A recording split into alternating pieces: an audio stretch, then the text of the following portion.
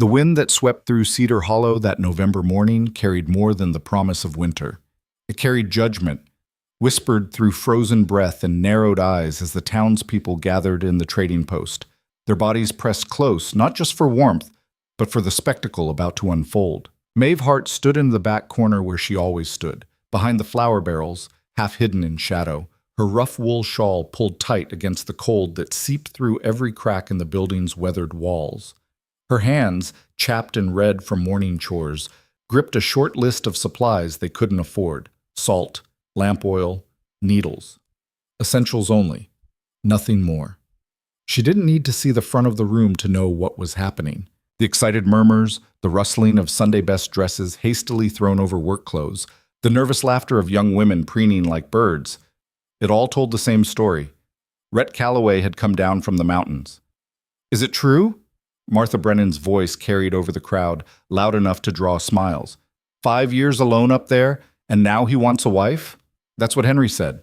This from Tom Reed, the blacksmith, his voice gruff with amusement. "Came into the stable this morning before dawn, asked where he might find women of marrying age. Just like that. Blunt as an axe." "Well, I heard," someone else started, but the words dissolved into giggles. Maeve didn't move. She'd learned long ago how to make herself smaller, quieter, less. It was a survival skill in a place like this, where being noticed meant being measured, and she'd been measured her whole life against one person. "Lila!" Their mother's voice rang out like a bell. "Stand up straight. Let me fix your hair." Of course. Lila. Maeve's younger sister stood near the potbelly stove where the light was best, where everyone could see her. At 19, Lila Hart was everything Cedar Hollow claimed a woman should be. Soft curves, golden hair that caught the lamplight like spun honey, skin that had somehow escaped the harshness of frontier life. She wore a blue calico dress, the good one, the one their mother had sewn with careful stitches and impossible hope. "He'll take one look at you and fall to his knees," their mother whispered, loud enough for half the room to hear. "A man like that, alone all those years, he needs beauty in his life, needs softness." Maeve felt the familiar tightness in her chest, the one that came whenever her mother spoke about Lila's future as if it were already written. She supposed it was, in a way. Lila was the valuable one, the marriageable one, the one who would save them. The Hart family's debts had grown teeth over the past 2 years. First came their father's death, kicked by a horse, dead before the doctor could arrive from the next settlement. Then came the failed harvest, the borrowed seed money, the winter that lasted too long. The trading post owner, Samuel Wright, had been patient at first. But patience had limits, and those limits had been reached 3 months ago when he'd mentioned casually that perhaps a marriage might settle accounts. He'd been looking at Lila when he said it. Everyone had understood. "Make way!" The call came from the door. "He's coming in!" The crowd shifted, parted. Cold air rushed through the opening, carrying with it the scent of pine and leather and something wild that made the small trading post feel even smaller. Rhett Calloway stepped inside. Maeve had seen mountain men before, rough, weather-beaten trappers who came down twice a year for supplies, their eyes strange from too much solitude, their manners forgotten. But this man was different. He stood well over 6 feet, his shoulders broad enough to fill the doorway. Dark hair, streaked with premature gray at the temples, fell past his collar. His face was all hard angles, sharp jaw, prominent cheekbones, a nose that had been broken at least once. A scar ran from his left eyebrow to his hairline, puckered and white against tanned skin. But it was his eyes that made people step back. Dark gray, like storm clouds over the mountains, and just as unforgiving. They swept the room with the calculating gaze of a predator assessing terrain. He wore buckskins, not the cheap kind sold in town, but real ones, hand-worked and weatherproof. A knife hung at his belt, its handle worn smooth from use. No gun visible, but Maeve would bet her last penny he had one somewhere close. This was a man who'd learned to survive where survival wasn't guaranteed. "Mr. Calloway." Samuel Wright stepped forward, his merchant smile firmly in place. "Welcome. We're honored to have you join us this morning." Rhett's gaze didn't waver. "You got my message." "Indeed. And as you can see, Cedar Hollow has many fine young women who would be, I need a wife." Rhett's voice was deep, roughened by years of disuse. He didn't waste words on pleasantries. I have a cabin, 15 miles up. Good hunting territory. Creek runs year-round. I can provide. I need someone who can work hard, won't complain, and won't die on me in the first winter. A ripple of nervous laughter spread through the crowd. Several mothers looked offended, but Rhett wasn't joking. I'm not a kind man, he continued, his gray eyes scanning the room. I don't talk much. The mountains aren't forgiving. But I keep my word. I don't drink, and I won't raise a hand in anger. Any woman who comes with me will be fed, sheltered, and protected. That's what I offer. The bluntness was shocking. No poetry, no courtship rituals, no pretense. He was negotiating for a wife the same way he'd negotiate for a mule, listing assets, stating terms. Maeve found herself leaning slightly forward, despite her better judgment. There was something almost refreshing about his honesty, brutal as it was. Well, Samuel cleared his throat. Perhaps we should start with introductions. This is her. Rhett's gaze had stopped moving. Who's that? Every head turned. He was looking at Lila. Of course he was. Everyone always looked at Lila. Their mother practically glowed. This is my daughter, Lila Hart. She's 19, healthy, and she can cook, sew, keep house. No! Rhett's voice cut through the mother's litany. Not her. Behind her. In the corner. The world seemed to tilt. Maeve's heart stopped, then started again, too fast, too hard. He couldn't mean, behind the flour barrels, Rhett said, taking a step forward. The crowd parted automatically. The one in the gray shawl. Every eye in the trading post turned to Maeve. She felt her face burn. Her hand, still gripping the supply list, began to shake. This had to be a mistake. Men didn't look at her. They looked past her, through her, at Lila, who stood right in front of her. That's... Their mother's voice had gone shrill. That's Maeve, my older daughter, but surely you want... I want to talk to her. Rhett's eyes hadn't left Maeve's face. Come here. It wasn't a request. Maeve's feet moved before her mind could catch up. She stepped around the flour barrels, acutely aware of every eye tracking her movement. Lila's mouth had fallen open. Their mother looked as if she'd been slapped. The walk across that small room felt like miles. Up close, Rhett Calloway was even more imposing. He stood a full foot taller than her, his presence filling the space between them. The scar on his face was more pronounced up close, a testament to violence survived. How old are you? He asked. 23? Her voice came out steadier than she expected. You know how to work? Yes. Hunt? Small game. Rabbit, squirrel. I can shoot. Something flickered in his eyes. Interest, maybe. You ever lived through a mountain winter? No, but I've lived through 7 winters here with no firewood money and a leaking roof. The corner of his mouth twitched. Not quite a smile, but close. You afraid of being alone?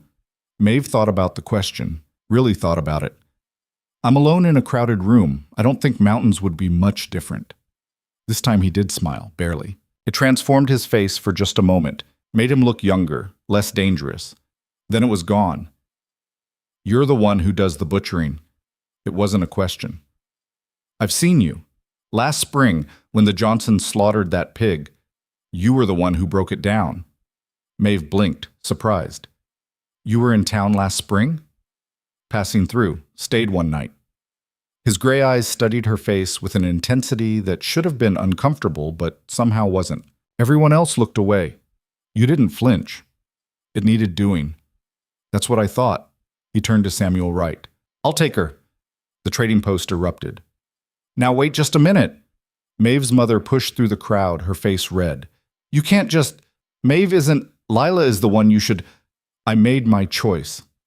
Rhett's voice didn't rise, but it silenced the room anyway. He looked back at Maeve. You willing? The question hung in the air between them. Maeve felt the weight of it, the impossibility of it. This man, this stranger, was offering her a way out, a different life. Hard, yes. Dangerous, certainly. But different. And he'd chosen her. Not beautiful Lila. Not valuable, marriageable Lila. Her. Why? The word escaped before she could stop it. Why me? Rhett tilted his head slightly, as if the question surprised him. You want the truth? Please. Beauty fades, softness breaks. I've seen it. His voice was matter of fact, but there was something underneath it, old pain, maybe. The mountains don't care how pretty you are. They care if you can survive.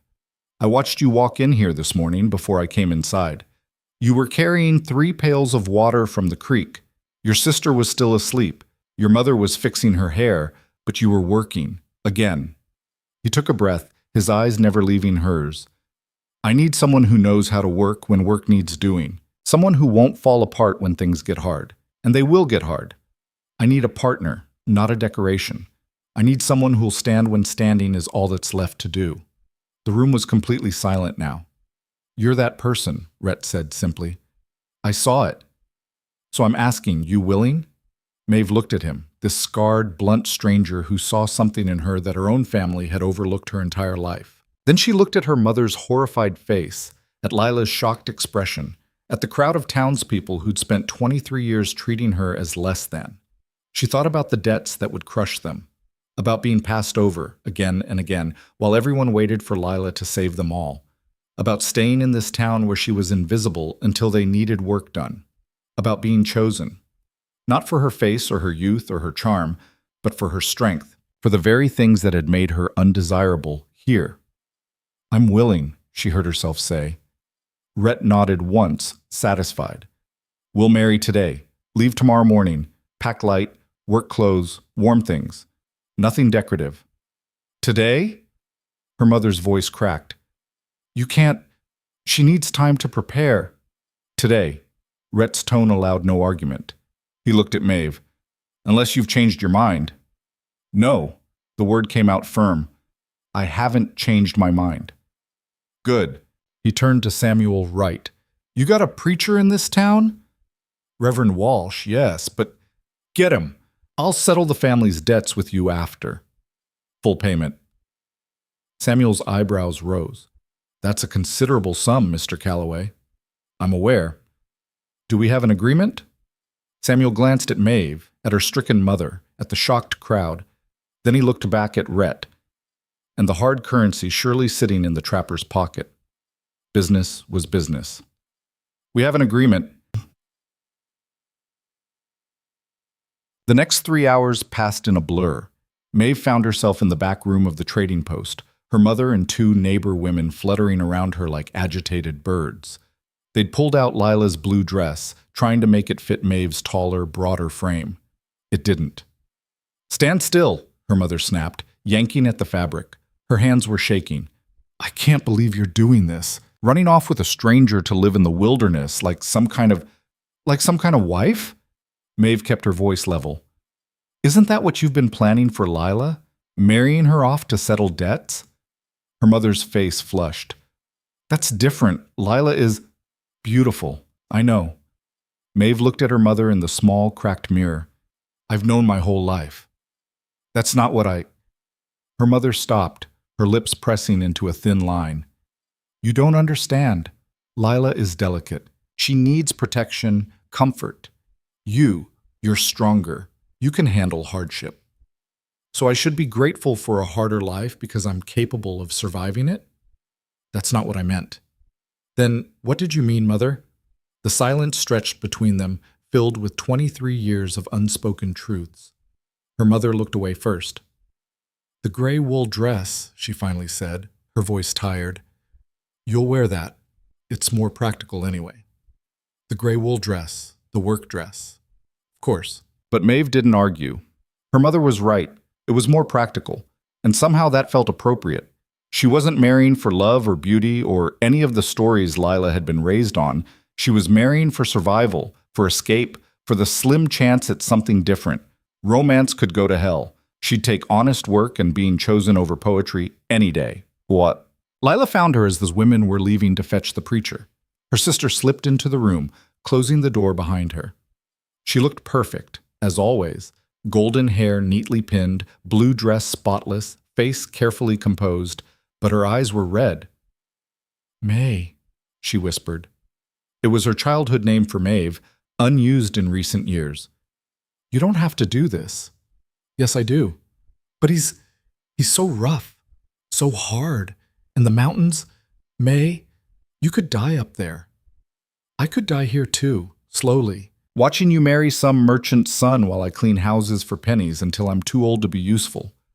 Maeve turned to face her sister. At least this way, I'm choosing. Choosing? Lila's voice broke. How is this choosing? You're being bought, same as… She stopped, her hand flying to her mouth. Same as you would have been? Maeve finished gently. Yes, exactly the same, except he chose me, Lila.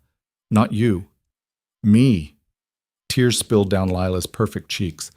I don't understand. Why would he want me instead of you? Maeve felt something crack open in her chest.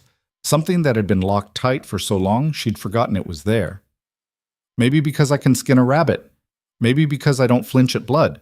Maybe because he needs someone who can work, not someone who needs protecting. But I could learn. Could you? Maeve asked, not unkindly. Could you really, Lila? Could you butcher an animal, haul water in freezing weather, go days without speaking to another soul? Live in a cabin 15 miles from the nearest person? Lila opened her mouth, closed it. More tears fell. I thought not, Maeve said softly. And that's not a failing. You were raised to be one thing, I was raised to be another. Mother made sure of that. But it means that for once, just this once, I'm the right choice. I'm sorry, Lila whispered, for all of it. For every time they chose me, looked at you like you weren't there. You deserved better, May. Maybe, Maeve pulled her sister into a hug, feeling Lila's small frame shake with sobs. But this is what I've got, and I'm taking it. When they pulled apart, Lila wiped her eyes, smearing the carefully applied rouge. Will you write? If I can. Promise? I promised to try. It was the best Maeve could offer, and they both knew it. Mountain passes closed in winter. Mail was uncertain even in good weather. This might be goodbye in more ways than one. Lila, Maeve said as her sister turned to leave, don't let them marry you off to just anyone. Make them see you're worth more than debts. You hear me? Lila nodded, unable to speak, and slipped out the door. Maeve stood alone in the gray wool dress, looking at her reflection in the cracked mirror. Brown hair, pulled back in a simple braid. Brown eyes, unremarkable. Strong jaw, broad shoulders, calloused hands. Not pretty, not delicate, but solid. Real. Well, she said to her reflection, let's go get married. The ceremony was performed in the trading post's main room, with most of Cedar Hollow crammed inside to witness the scandal. Reverend Walsh looked deeply uncomfortable as he opened his worn Bible, his eyes darting between Maeve's calm face and Rhett's impassive one. The old minister had married dozens of couples in his 30 years in Cedar Hollow, but never like this. Never with such speed, such stark transaction. Dearly beloved, he began, his voice wavering slightly. Maeve barely heard the words. She was aware of Rhett standing beside her, solid as a mountain, of her mother weeping quietly in the corner, whether from relief at the debts being paid or grief at losing her daughter this way, Maeve couldn't say. Of the townspeople watching with avid curiosity, already composing the stories they'd tell about this day. The wrong sister. That's what they'd say. He chose the wrong sister. Let them say it, let them think it. She was leaving anyway. Do you, Rhett Calloway, take this woman to be your lawfully wedded wife? I do.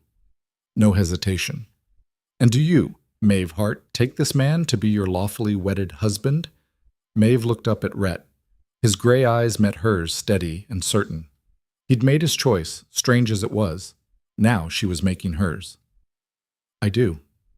By the power vested in me, I now pronounce you man and wife. Reverend Walsh closed his Bible with evident relief. You may kiss. No need, Rhett said, already turning away. He pulled a leather pouch from his belt and handed it to Samuel Wright. That should cover the Hart family debts, plus a surplus. See that Mrs. Hart gets the extra. Samuel opened the pouch, his eyes widening at the contents. Gold. Not coins, but actual gold nuggets, probably panned from some mountain stream. This is more than sufficient, Mr. Calloway. Good. Rhett looked at Maeve. Pack your things. We leave at first light. I'll be at the stable. Then he walked out, leaving his wife of 3 minutes standing in her gray wool dress while the entire town stared. Martha Brennan was the first to speak. "Well," she said loudly, "I suppose he got what he paid for." The words were meant to wound, and they did, but Maeve lifted her chin and met the woman's eyes steadily. "Yes," she said clearly. "I suppose he did. And so did I." She walked out with her head high, not looking back. The rest of the day passed in strange, quiet preparation. Maeve returned to the small cabin she'd shared with her mother and sister, pulling out her trunk, a small, battered thing that had been her grandmother's. Into it went practical things. 2 more wool dresses, heavy stockings, her winter coat, patched but serviceable, undergarments, a good pair of boots, her sewing kit, the hunting knife her father had given her before he died. She paused over a small bundle wrapped in cloth, her grandmother's recipes, written in faded ink on scraps of paper, remedies for fever, instructions for preserving meat, a recipe for bread that rose even with old yeast, knowledge passed down. She tucked it carefully into the trunk. Her mother sat on the edge of the bed, watching. She'd stopped crying, but her face was drawn and gray. "I didn't want this for you," she finally said. "I know. I wanted you to have a real marriage, with courtship and love." Maeve folded her last dress. "Mother, no one was ever going to court me. Not here. Not looking the way I do next to Lila. We both know that. You're not ugly, Maeve. I'm not beautiful either, and that's what matters in places like this." She closed the trunk, latching it. "But apparently it doesn't matter in the mountains. So maybe I'll do better there." Her mother stood, coming closer. For a moment, Maeve thought she might try to stop her, might beg her not to go. Instead, her mother pulled a small bag from her apron pocket. "Seeds," she said, pressing it into Maeve's hand. "Carrots, beans, herbs. The growing season is short in the mountains, but if you can find a sunny spot, you might manage a small garden. And this?" She pulled out something else, a small bottle. "Lavender oil, your grandmother's, for healing, for cleaning wounds. It's strong. Use it sparingly." Maeve felt her throat tighten. "Thank you." "And Maeve," her mother's voice cracked, "if it's too hard, if he's cruel, if you need to come home, I won't." Maeve said it gently but firmly. "There's nothing for me here, Mother. We both know it. This is my chance. Maybe my only chance. I have to take it." Her mother pulled her into a fierce hug, holding on as if she could keep her daughter through sheer force of will. "You're stronger than I ever gave you credit for," she whispered. "Forgive me." "There's nothing to forgive." It was a lie, but a kind one. They held each other for a long moment, then stepped apart. Some things couldn't be unsaid or undone. They could only be left behind. Maeve picked up her trunk. It wasn't heavy. Her whole life fit into a space 2 feet square. She walked out of the cabin without looking back, just like Rhett had walked out of the trading post. Some doors, once closed, should stay that way. She found Rhett at the stable, as promised. He was loading supplies onto a sturdy pack horse, a roan mare with intelligent eyes and a calm demeanor. A second horse, a gray gelding, stood saddled and waiting. "You ride?" Rhett asked, not looking up from his work. "Well enough." "Good. It's too far to walk, and I won't slow down for inexperience." He finished tightening a rope, then finally looked at her. His eyes went to the small trunk. "That all?" "That's all." He nodded as if this confirmed something. "Most women would bring 10 times that. Useless things." "I'm not most women." "No," he agreed, a hint of something, approval maybe, in his voice. "You're not." He took her trunk, lifting it easily despite its awkward bulk, and secured it to the pack horse. Then he handed her the gray gelding's reins. "His name's Ash. He's steady, won't bolt unless there's damn good reason. Treat him well, he'll carry you anywhere." Rhett swung up onto his own horse, a massive black stallion that looked as untamed as its rider. "We'll ride until dark, camp, then reach the cabin by midday tomorrow. Stay close. These trails aren't forgiving if you wander off." Maeve mounted Ash, settling into the saddle. It had been a while since she'd ridden, but her body remembered. "I'll keep up." "We'll see." But there was no challenge in his voice, just statement of fact. They rode out of Cedar Hollow as the sun was setting, painting the sky in shades of orange and red. A few people watched them go. Lila stood in the doorway of their cabin, her hand raised in farewell. Maeve raised hers in return, a final goodbye. Then they passed beyond the last building, and Cedar Hollow disappeared behind them. The trail led upward, into the foothills. The temperature dropped as they climbed, the air growing thin and sharp. Rhett set a steady pace, not fast, but relentless, the kind of pace that ate up miles without seeming to. Maeve focused on riding, on keeping Ash steady on the increasingly rocky trail, on not thinking about what she'd just done. She'd married a stranger, left everything she'd ever known, thrown her lot in with a man who chose wives like he chose mules, based on utility. It should have terrified her. Maybe it did, underneath everything else. But mostly, she felt something she hadn't expected. Relief. They rode in silence as darkness fell. Rhett didn't try to make conversation, and Maeve was grateful for it. Words seemed inadequate anyway. The forest around them spoke in its own language, the rustle of wind through pines, the distant call of an owl, the soft crunch of hooves on frozen ground. After what felt like hours, Rhett pulled his horse to a stop in a small clearing beside a creek. "We camp here." Maeve dismounted, her legs stiff from riding. Rhett was already moving with practiced efficiency, unsaddling the horses, hobbling them where they could reach grass and water. He moved like a man who'd done this 1,000 times, every motion economical and purposeful. "Can you make a fire?" he asked, pulling supplies from the pack horse. "Yes." "Do it. I'll handle the rest." Maeve gathered kindling and larger wood from the edge of the clearing, building a small fire pit with stones. Her hands worked automatically. She'd made countless fires over the years, though never quite like this. Never in the wilderness with a stranger she'd married hours ago. The fire caught quickly, flames licking up through the dry wood. Warmth spread in a small circle, pushing back the mountain cold. Rhett set up a single bedroll near the fire, then another on the opposite side. He noticed her looking. "I don't expect anything," he said bluntly. "Not tonight, not until you're ready. This is a practical arrangement, no need to pretend otherwise." The words should have been cold, but somehow they weren't. They were honest, clear. No games, no expectations wrapped in false romance. "Thank you," Maeve said quietly. He nodded, handing her a piece of dried meat and hard bread. "Eat. Tomorrow's a long ride." They ate in silence, the fire crackling between them. Above, stars began to appear, more than Maeve had ever seen in Cedar Hollow. Out here, away from any settlement, the sky looked endless. "Why did you come down?" she finally asked. "After 5 years alone, why now?" Rhett was quiet for so long she thought he wouldn't answer. Then, "Winter's getting harder. I'm not as young as I was. If something happens, injury, sickness, I won't survive it alone anymore. Need someone who can manage if I can't. That's practical. Everything in the mountains is practical. Has to be." "Is that why you chose me? Because I'm practical?" He looked at her across the fire, his scarred face half in shadow.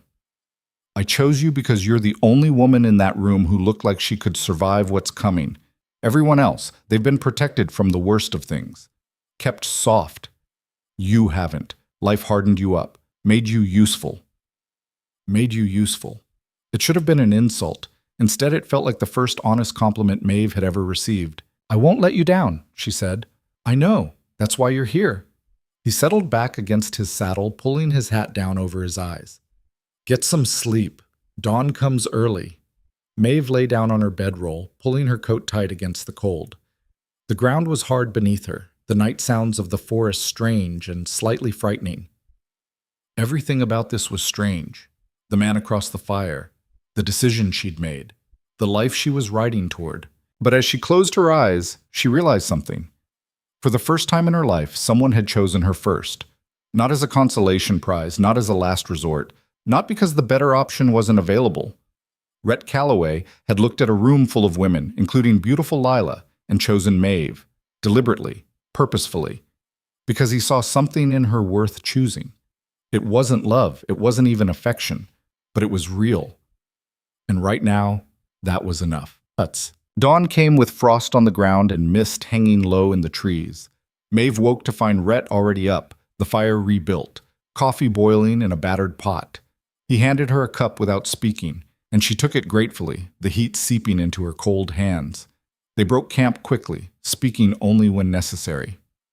Rhett's silence wasn't hostile. It was simply his nature. He was a man who'd lived alone for years, who'd forgotten how to fill space with unnecessary words. Maeve found she didn't mind. She'd spent her life surrounded by chatter, her mother's complaints, Lila's dreams, the townspeople's gossip. The quiet was almost restful. The trail grew steeper as they climbed higher into the mountains. The trees changed from oak and maple to evergreen, the air growing sharper, thinner. Maeve's lungs burned with the altitude, but she didn't complain. She'd said she could keep up. She would keep up. Around mid-morning, Rhett pulled his horse to a stop and pointed. There. Maeve followed his gaze and saw it, a small cabin nestled in a valley between two peaks.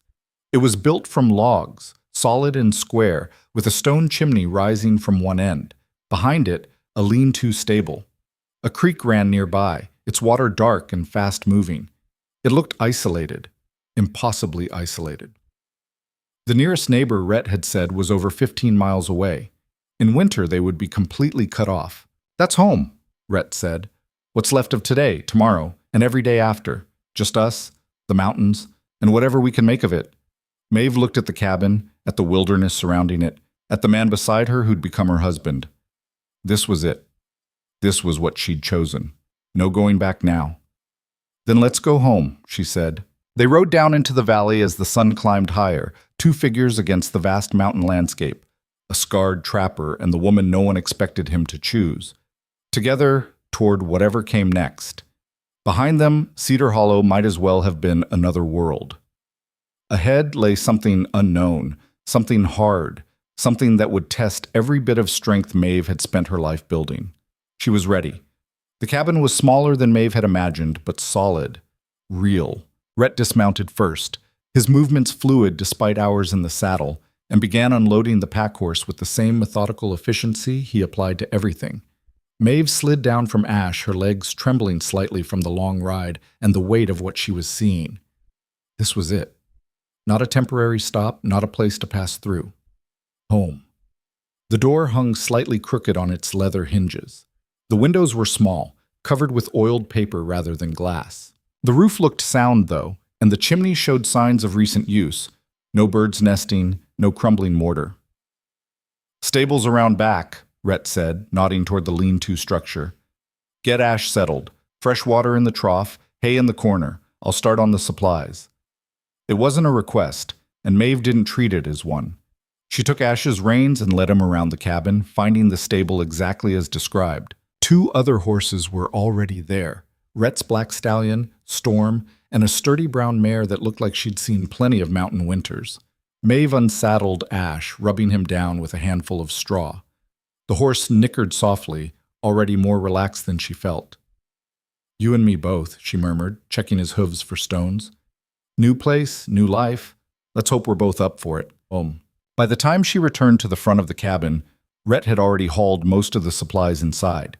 The door stood open, and Maeve stepped through into what would be her world for the foreseeable future. The interior was sparse but functional. One large room dominated the space, a combination of kitchen, dining area, and living quarters. A stone fireplace took up most of one wall, already laid with wood and ready to light. A rough-hewn table stood near the center with two chairs, both showing signs of hand carving. A counter ran along one wall with shelves above it, holding tin plates, cups, and basic cooking implements. In the far corner, a bed frame built from logs, currently bare of mattress or blankets. That was it. No curtains, no rugs, no decoration of any kind. Everything served a purpose. Nothing was wasted on comfort or beauty. Bedding's in the chest, Rhett said, nodding toward a large wooden trunk near the bed frame. Quilts, blankets, pillows. Make it up however you want. Maeve walked to the chest and opened it, finding thick wool blankets and two quilts that looked handmade, their stitching careful and even. Someone had put thought into these, had created warmth with patient hands. Did you make these? She asked, running her fingers over the neat squares of fabric. My mother, before she died. Rhett was unpacking supplies onto the shelves, his back to her. 15 years ago. They've held up. There was no grief in his voice, just fact. But Maeve understood what wasn't being said. These quilts were probably the only soft things in this cabin, the only reminder that a woman had once lived here, had once made this place something more than just shelter. "They're beautiful," she said quietly. Rhett's hands paused for just a moment, then continued their work. "They're warm. That's what matters." Maeve began making up the bed, spreading the blankets in layers the way her grandmother had taught her. Warmth from the bottom up, heaviest on top. The quilts went on last, their weight substantial and reassuring. "Food stores are low," Rhett said, still unpacking. "We'll need to hunt tomorrow, get meat smoking for winter. There's a root cellar out back, but it's half empty. No garden last year. I wasn't planning on having help." "I brought seeds," Maeve said. "Mother gave them to me. Not much, but it's something. Won't help until spring. Too late to plant now." He finally turned to look at her, his gray eyes assessing. "You know how to preserve meat?" "Smoking, salting, drying. My father taught me before he died." "Good. You'll need to. Winter here lasts 6 months, sometimes more. If we don't have enough put away, we starve. Simple as that." The bluntness should have been frightening, but Maeve found it almost refreshing. No pretense, no softening the truth, just reality, laid bare. "Then we'd better get started," she said. Something flickered across Rhett's face. Approval, maybe? Or the beginnings of respect. "Tomorrow. Today, you get your bearings, figure out where things are. I'll show you the creek, the good fishing spots, where the game trails run. After that, you're on your own to learn the rest." "On my own?" "I trap," he said simply. "Sometimes for days at a time, depending on how far the line runs. You'll need to manage here without me. Think you can do that?" Maeve met his gaze steadily. "Yes. We'll see." He moved toward the door. "I'm checking the trap line before dark. There's venison in the cold box outside, potatoes in the cellar. Make dinner. We'll eat when I get back." Then he was gone, the door closing behind him with a soft thud. Maeve stood alone in the cabin, listening to the sound of Storm's hooves fading into the forest. This was her test, she realized. Not a cruel one, but a necessary one. Rhett needed to know she could function independently, could hold things together when he wasn't there. She could. She would. Moving with purpose, Maeve explored the cabin more thoroughly. The cold box outside was exactly what it sounded like, a wooden box built into the shaded north side of the cabin, packed with snow to keep things frozen. Inside, she found a haunch of venison, well wrapped, and what looked like the last of some smoked fish. The root cellar was accessed through a trap door in the floor near the back wall. Maeve lifted it, peering down into the darkness. A ladder led down into a small space dug directly into the earth, cool and dry. Rough shelves lined the walls, mostly empty. A few shriveled potatoes, some onions starting to sprout. A single jar of what might have been preserved berries. This was what Rhett meant by low. This was barely enough to get one person through a month, let alone 2 people through a winter. No wonder he'd come down from the mountain looking for a wife. He'd been facing starvation. Maeve climbed back up, her mind already working through possibilities. The venison would last a few days if she was careful. The potatoes could be stretched into multiple meals. But they needed more, much more. She set about making dinner, finding a cast-iron pot hanging near the fireplace and a decent knife in the kitchen area. The venison was good quality, clearly from a recent kill. She cut it into chunks, setting some aside for stew and some for roasting. The potatoes, once the worst bits were cut away, would cook down into something filling. As she worked, darkness fell outside. The cabin grew cold quickly without the fire, so Maeve knelt before the hearth and struck the flint Rhett had left nearby. The tinder caught, then the kindling, then the larger logs. Soon warmth began to spread through the small space, pushing back the mountain chill. The stew was simmering, filling the cabin with rich smells when she heard Storm's hooves returning. Rhett came through the door carrying 3 rabbits, already gutted and cleaned. "You lit the fire," he observed, hanging the rabbits from hooks near the door. "It was cold." "Some women would have waited for me to do it." "I'm not some women." Maeve stirred the stew. "This'll be ready soon." Rhett washed his hands in a basin of water, studying her with those gray eyes that seemed to see everything. "You find everything all right?" "The stores are worse than you said." "I didn't want to scare you." "I don't scare easily." Maeve ladled stew into 2 tin bowls, setting them on the table. But we'll need to hunt. A lot. Tomorrow isn't soon enough. Rhett sat, picking up his spoon.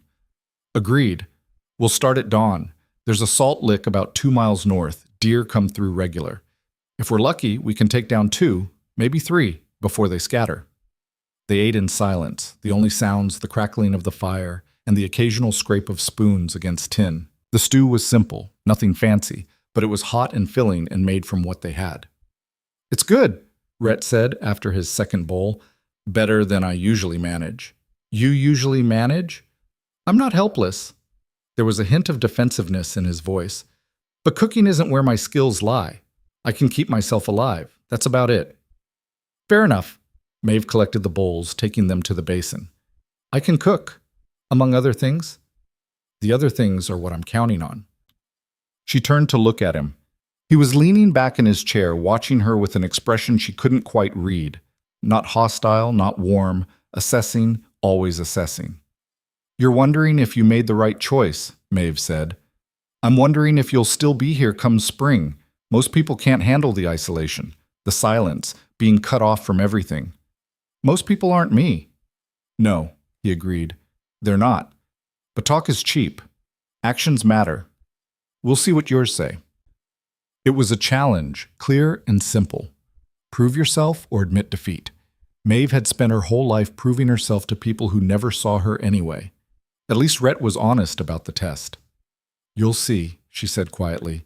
I keep my word, same as you. He nodded, satisfied for now, and stood. I'll bring in more wood for the night.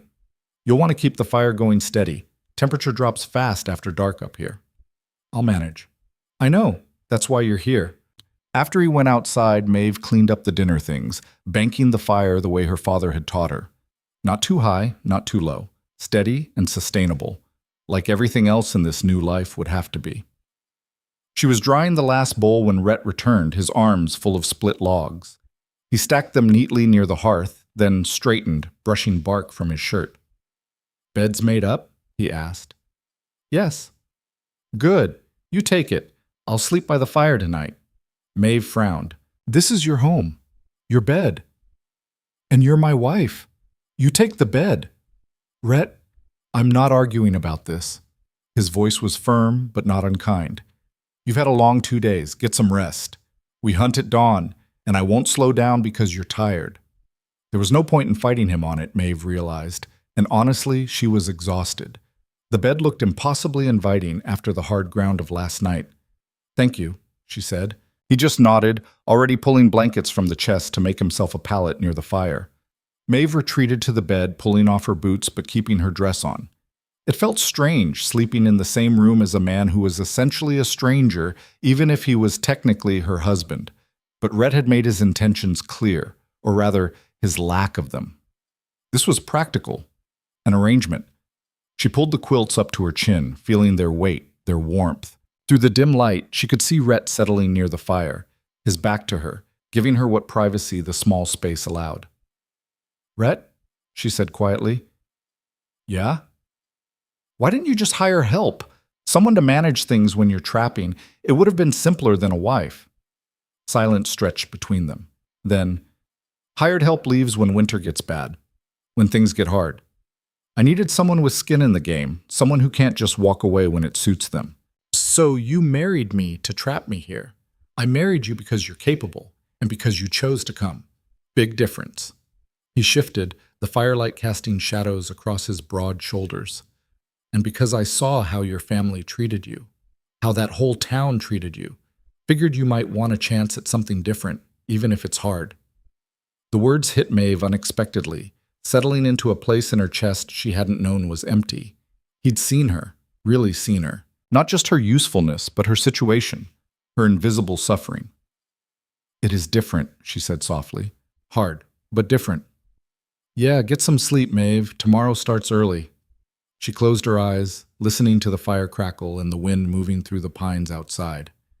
Everything about this was strange and new and uncertain. But beneath the fear, beneath the exhaustion, there was something else.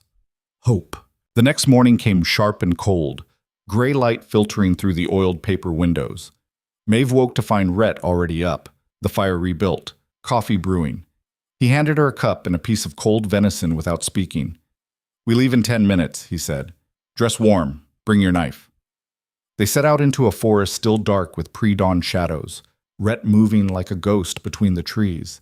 Maeve followed, trying to match his silence, his careful footfalls. He'd given her one of his rifles, an older model but well-maintained, the action smooth and reliable. "You said you can shoot," he'd said while loading it. "Prove it." The salt lick was exactly where he'd said it would be, a clearing where deer came to lick the mineral-rich earth. They settled into position upwind, hidden behind a fallen log. And then they waited. Waiting was harder than walking. Every minute felt like 10. The cold seeping through layers of wool, Maeve's muscles beginning to cramp from holding still. But Rhett was like stone beside her, barely seeming to breathe. Just when Maeve thought her patience would break, she heard it. The soft crack of a branch, the rustle of movement. A doe stepped into the clearing, followed by another, then a young buck. Rhett's hand touched her shoulder, then pointed. "The buck, not the does. They might be pregnant, carrying next year's herd." Maeve slowly raised the rifle, sighting along the barrel. The buck was broadside, perfect position. She could feel Rhett watching her, testing her. One shot. That's all she'd get before the animal scattered. She exhaled slowly and squeezed the trigger. The rifle kicked against her shoulder. The buck dropped instantly, a clean kill. The does bolted, crashing through the underbrush in panic. "Good shot," Rhett said, already standing. "Quick and clean. Most people hesitate." "Hesitation wastes meat," Maeve replied, lowering the rifle. "My father taught me that."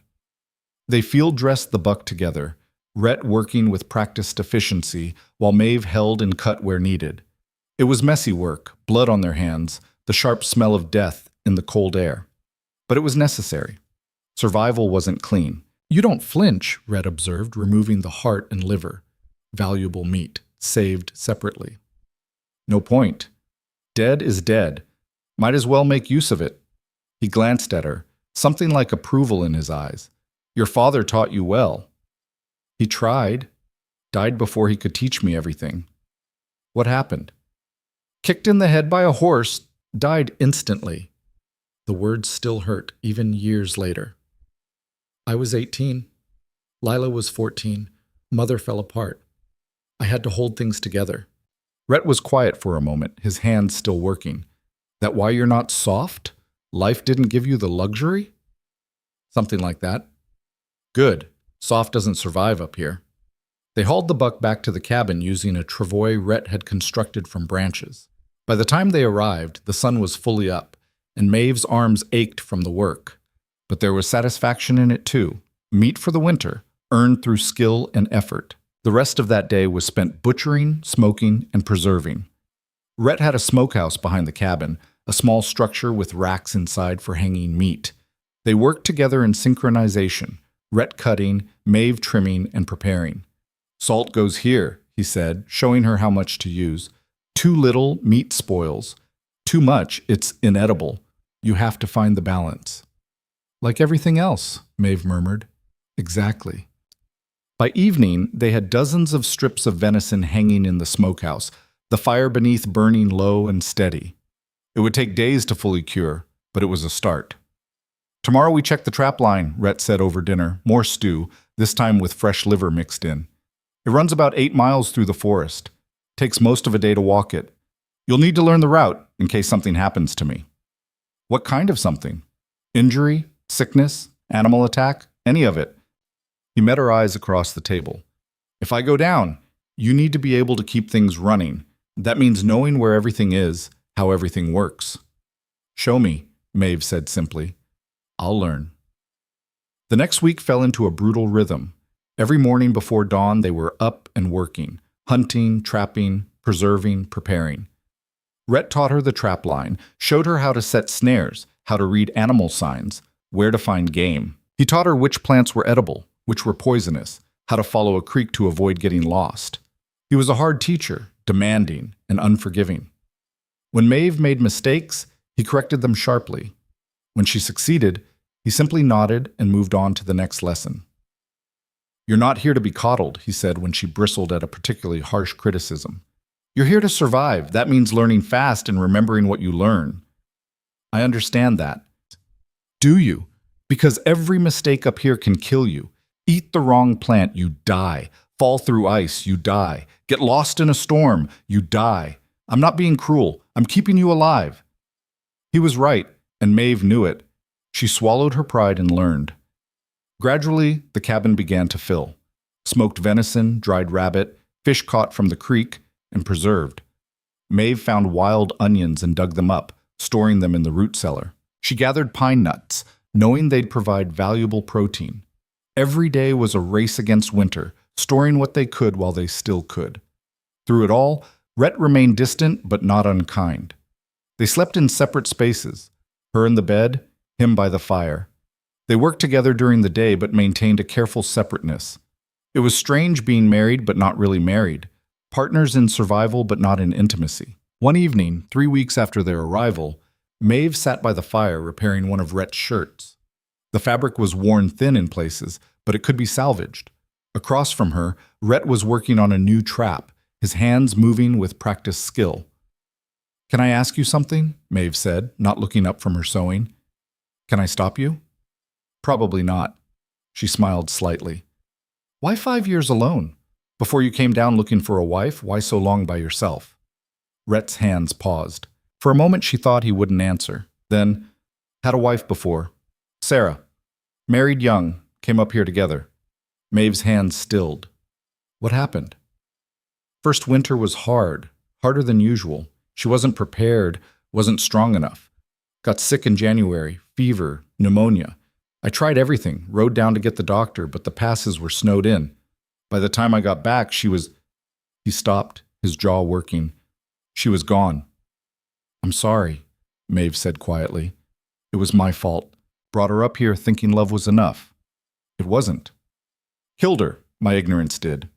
He looked up, his gray eyes hard. "That's why I chose you. Not because I don't want love, because I know love isn't enough. Survival is what matters, and you can survive." The words hung between them, heavy with old grief and hard-won wisdom. Maeve understood now why he'd been so blunt, so practical. He wasn't being cold. He was being realistic, trying to avoid the same mistake twice. "I won't die on you," she said firmly. "I promise you that. Don't make promises you can't keep." "I don't." They went back to their work, but something had shifted. A small window had opened between them, letting in understanding where before there had only been pragmatic partnership. That night, Maeve dreamed of Sarah, a woman she'd never met, never even seen. In the dream, Sarah was fragile and beautiful, like Lila, the kind of woman who needed protecting, the kind of woman who broke when the world got hard. She woke with tears on her face, understanding in a new way why Rhett had chosen her. He hadn't wanted someone like Sarah again. He'd wanted someone who wouldn't break, someone who would fight. She wouldn't let him down. November gave way to December, and the real cold arrived. Ice formed on the creek, thick enough to walk on. Snow began to fall, at first light dustings that melted by midday, then heavier storms that lasted for days. Rhett became quieter as winter closed in, spending long hours checking and rechecking their supplies. They had enough, barely, if they were careful and nothing went wrong. But things always went wrong in the mountains. It started with the trap line. Rhett went out one morning to check it and didn't return by dark. Maeve waited by the fire, fighting down panic. He'd said it took most of a day, but he should have been back by now. By full dark, she couldn't wait anymore. She pulled on her warmest clothes, took the rifle and a lantern, and headed out into the frozen forest. The temperature had dropped to brutal levels, her breath forming clouds in the air. The trapline route was burned into her memory now from weeks of walking it. She followed it carefully, calling Rhett's name into the darkness. She found him 2 miles out, lying beside the trail. His leg was caught in one of his own traps, the steel jaws clamped around his calf. He was conscious but barely, his face gray with pain and cold. "Maeve," he rasped. "Told you. Check the stakes. Must have shifted. Don't talk." She set down the lantern, assessing the situation.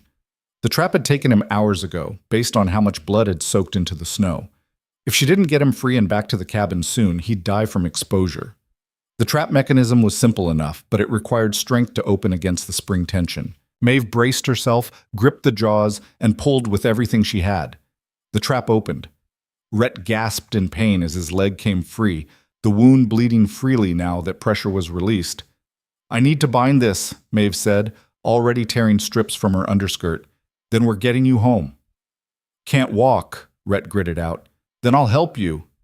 She bound his leg tightly, stopping the worst of the bleeding. Then she got him to his feet, or rather, foot. He was massive, easily twice her weight, but adrenaline and determination made her strong. They made it back to the cabin in what felt like hours, Rhett leaning heavily on her, his arm around her shoulders. By the time they stumbled through the door, Maeve's muscles were screaming and Rhett was barely conscious. She got him to the bed, cutting away his pant leg to expose the wound. It was bad, deep punctures where the trap teeth had penetrated, torn flesh, already showing signs of infection. Her grandmother's remedies came back to her. Lavender oil for cleaning, hot water to flush the wound, clean cloth for bandaging.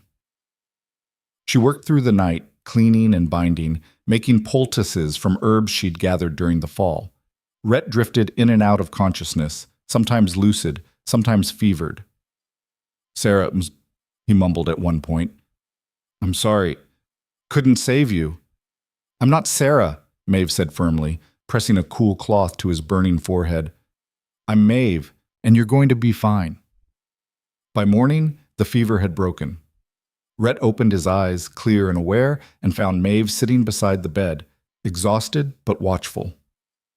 "You came for me," he said, his voice rough. "Of course I did. Could have left me, taken the supplies, headed back to Cedar Hollow." "Is that what you think of me?" Maeve asked, an edge in her voice. "That I'd leave you to die?" "Some would have." "I'm not some. I'm your wife." She stood, checking his bandages. "And I made a promise. I don't break promises." Rhett watched her with an expression she couldn't quite read. Then slowly, he reached out and caught her hand. His grip was weak but deliberate. "Thank you," he said simply. It was the first time he'd touched her with anything resembling gentleness. Maeve felt something shift in her chest, a warmth that had nothing to do with the fire. "You're welcome," she said quietly. "Now rest. Healing takes time." Rhett's recovery was slow and painful, each day a test of patience for a man who'd spent his life in constant motion. The wound itself was healing cleanly thanks to Maeve's careful tending, but the damage to muscle and tendon meant he couldn't put full weight on the leg for weeks. For a mountain man, immobility was its own kind of prison. "I should be checking the line," he growled on the fourth morning, trying to stand and immediately collapsing back onto the bed with a sharp intake of breath. "The line can wait," Maeve said, pressing him back down with a firm hand. "You'll tear open what's healing and make it worse. We're losing pelts every day I'm not out there, losing money. We'll lose more if you cripple yourself permanently." She met his frustrated glare with calm determination. "I'll check the line." "The hell you will. It's 8 miles through terrain you barely know. One wrong turn and you're lost." "Then you'd better give me very good directions." They stared at each other, neither willing to back down. Finally, Rhett exhaled sharply through his nose, the closest thing to surrender he was capable of. "You don't go alone," he said. "Too dangerous. If something happens, we're both in trouble anyway," Maeve pointed out. "You can't walk, which means I'm the only one who can do this. So either you tell me how, or we sit here and watch our winter survival slip away. Your choice." Rhett's jaw worked, anger and helplessness warring across his scarred face. Then he jerked his head toward the table. "Get the map." The map was really more of a crude sketch Rhett had drawn on the back of an old supply list, but it showed the trapline route with surprising detail. Over the next hour, he walked her through every landmark, every turn, every potential danger spot. His voice was rough with frustration, but his instructions were precise. "There's a creek crossing about 3 miles in," he said, pointing to a mark on the map. "Ice looks solid, but there's a weak spot on the east side where the current runs faster. Stay west." "West side, got it. And here," his finger moved to another spot. "The trail splits. Left goes to the high country, right continues the line. You go right.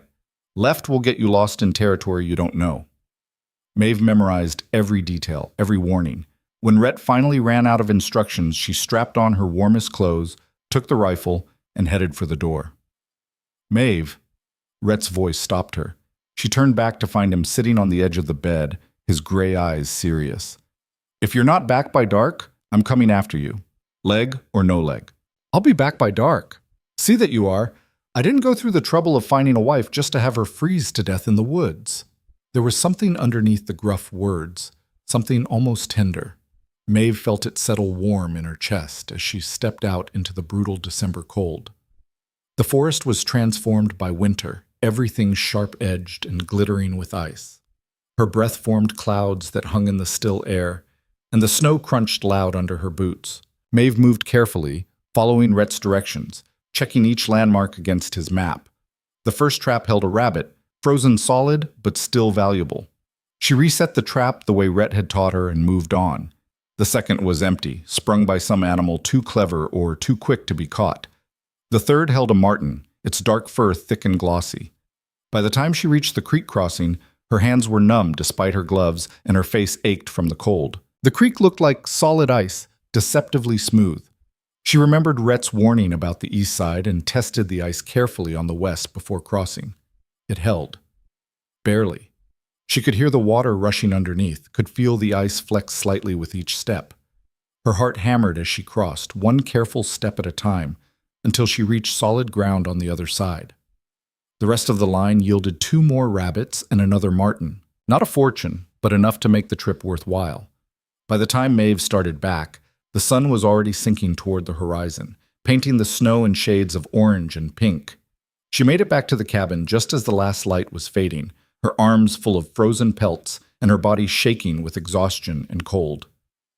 Rhett was sitting at the table, his injured leg propped up, his face tight with worry that he tried to hide as she came through the door. "You're late," he said gruffly. "Had to reset every trap. Takes time." Maeve dropped the pelts on the table, her fingers too cold to grip properly. 5 catches. Not bad for a first run. Rhett examined the pelts, his expression shifting from concern to surprise to something like pride. "These are good catches. Clean kills, no damage to the fur. You taught me well." Apparently. He looked up at her, really looked, taking in her exhausted face and shaking hands. "You did good, Maeve." The praise, simple as it was, warmed her more than the fire she was now crouching beside. She pulled off her gloves, flexing her frozen fingers toward the heat. "I'll go out again tomorrow," she said. "The line needs checking every 3 days, you said." "I said that when I thought I'd be the one checking it." Rhett shifted uncomfortably. "You shouldn't have to—" "Shouldn't have to what? Work? Provide?" Maeve looked at him over her shoulder. "This is what partners do, Rhett. One falls down, the other picks up the load. You'd do the same for me." "Yeah, I would." "Then let me do it for you." Something passed between them in that moment, an understanding deeper than words. They were becoming something more than a practical arrangement. They were becoming a team. Over the next 3 weeks, Maeve ran the trap line 6 more times. Each trip became a little easier as she learned the route, learned to read the forest signs, learned which ice was safe and which would crack under her weight. The pelts accumulated, valuable currency for when spring came and they could trade down in Cedar Hollow. Rhett chafed at his forced inactivity, but used the time to teach her other skills. How to tan hides properly, how to tell good fur from poor, how to calculate what supplies they'd need to last until spring. His leg was healing, slowly, but the limp remained. "Might always have it," he admitted one evening, testing his weight on the injured leg. "Trap did more damage than I thought." "Can you walk?" "Yeah, just not as far or as fast." "Then we'll adapt." Maeve looked up from the hide she was scraping. "That's what we do, isn't it? Adapt and survive." "When did you get so practical?" "I've always been practical. Nobody ever noticed because Lila was so much more interesting to look at." Rhett limped over to where she worked, lowering himself carefully onto the bench beside her. "I notice," he said quietly. "Everything you do, I notice." Maeve's hands stilled. She looked at him, finding his gray eyes steady on her face. There was something in them she hadn't seen before, something warm beneath the usual hardness. "Rhett, I know what we said, what this was supposed to be. Practical, no expectations." He reached out, his rough hand covering hers. But somewhere along the way, it became something more, at least for me. Maeve's heart was beating too fast, too hard. What are you saying? I'm saying I was wrong. Love isn't enough by itself, that's true. But strength paired with care, survival paired with tenderness, that might be everything. He squeezed her hand gently. You saved my life, Maeve. Not just from that trap. From slowly dying up here alone, turning into something mean and bitter. You brought life back to this place. I just did what needed doing. No, you did more than that. You chose to stay when you could have run. You chose to fight when most would have given up. You chose... He paused, searching for words. You chose me. Every day you choose this. Choose us. The tears came before Maeve could stop them, sliding hot down her cold cheeks. No one had ever seen her this way, had ever valued her choices, her strength, her determination to keep going no matter what. I choose you too, she whispered. Every day. Rhett pulled her close, his arms strong around her despite his injury.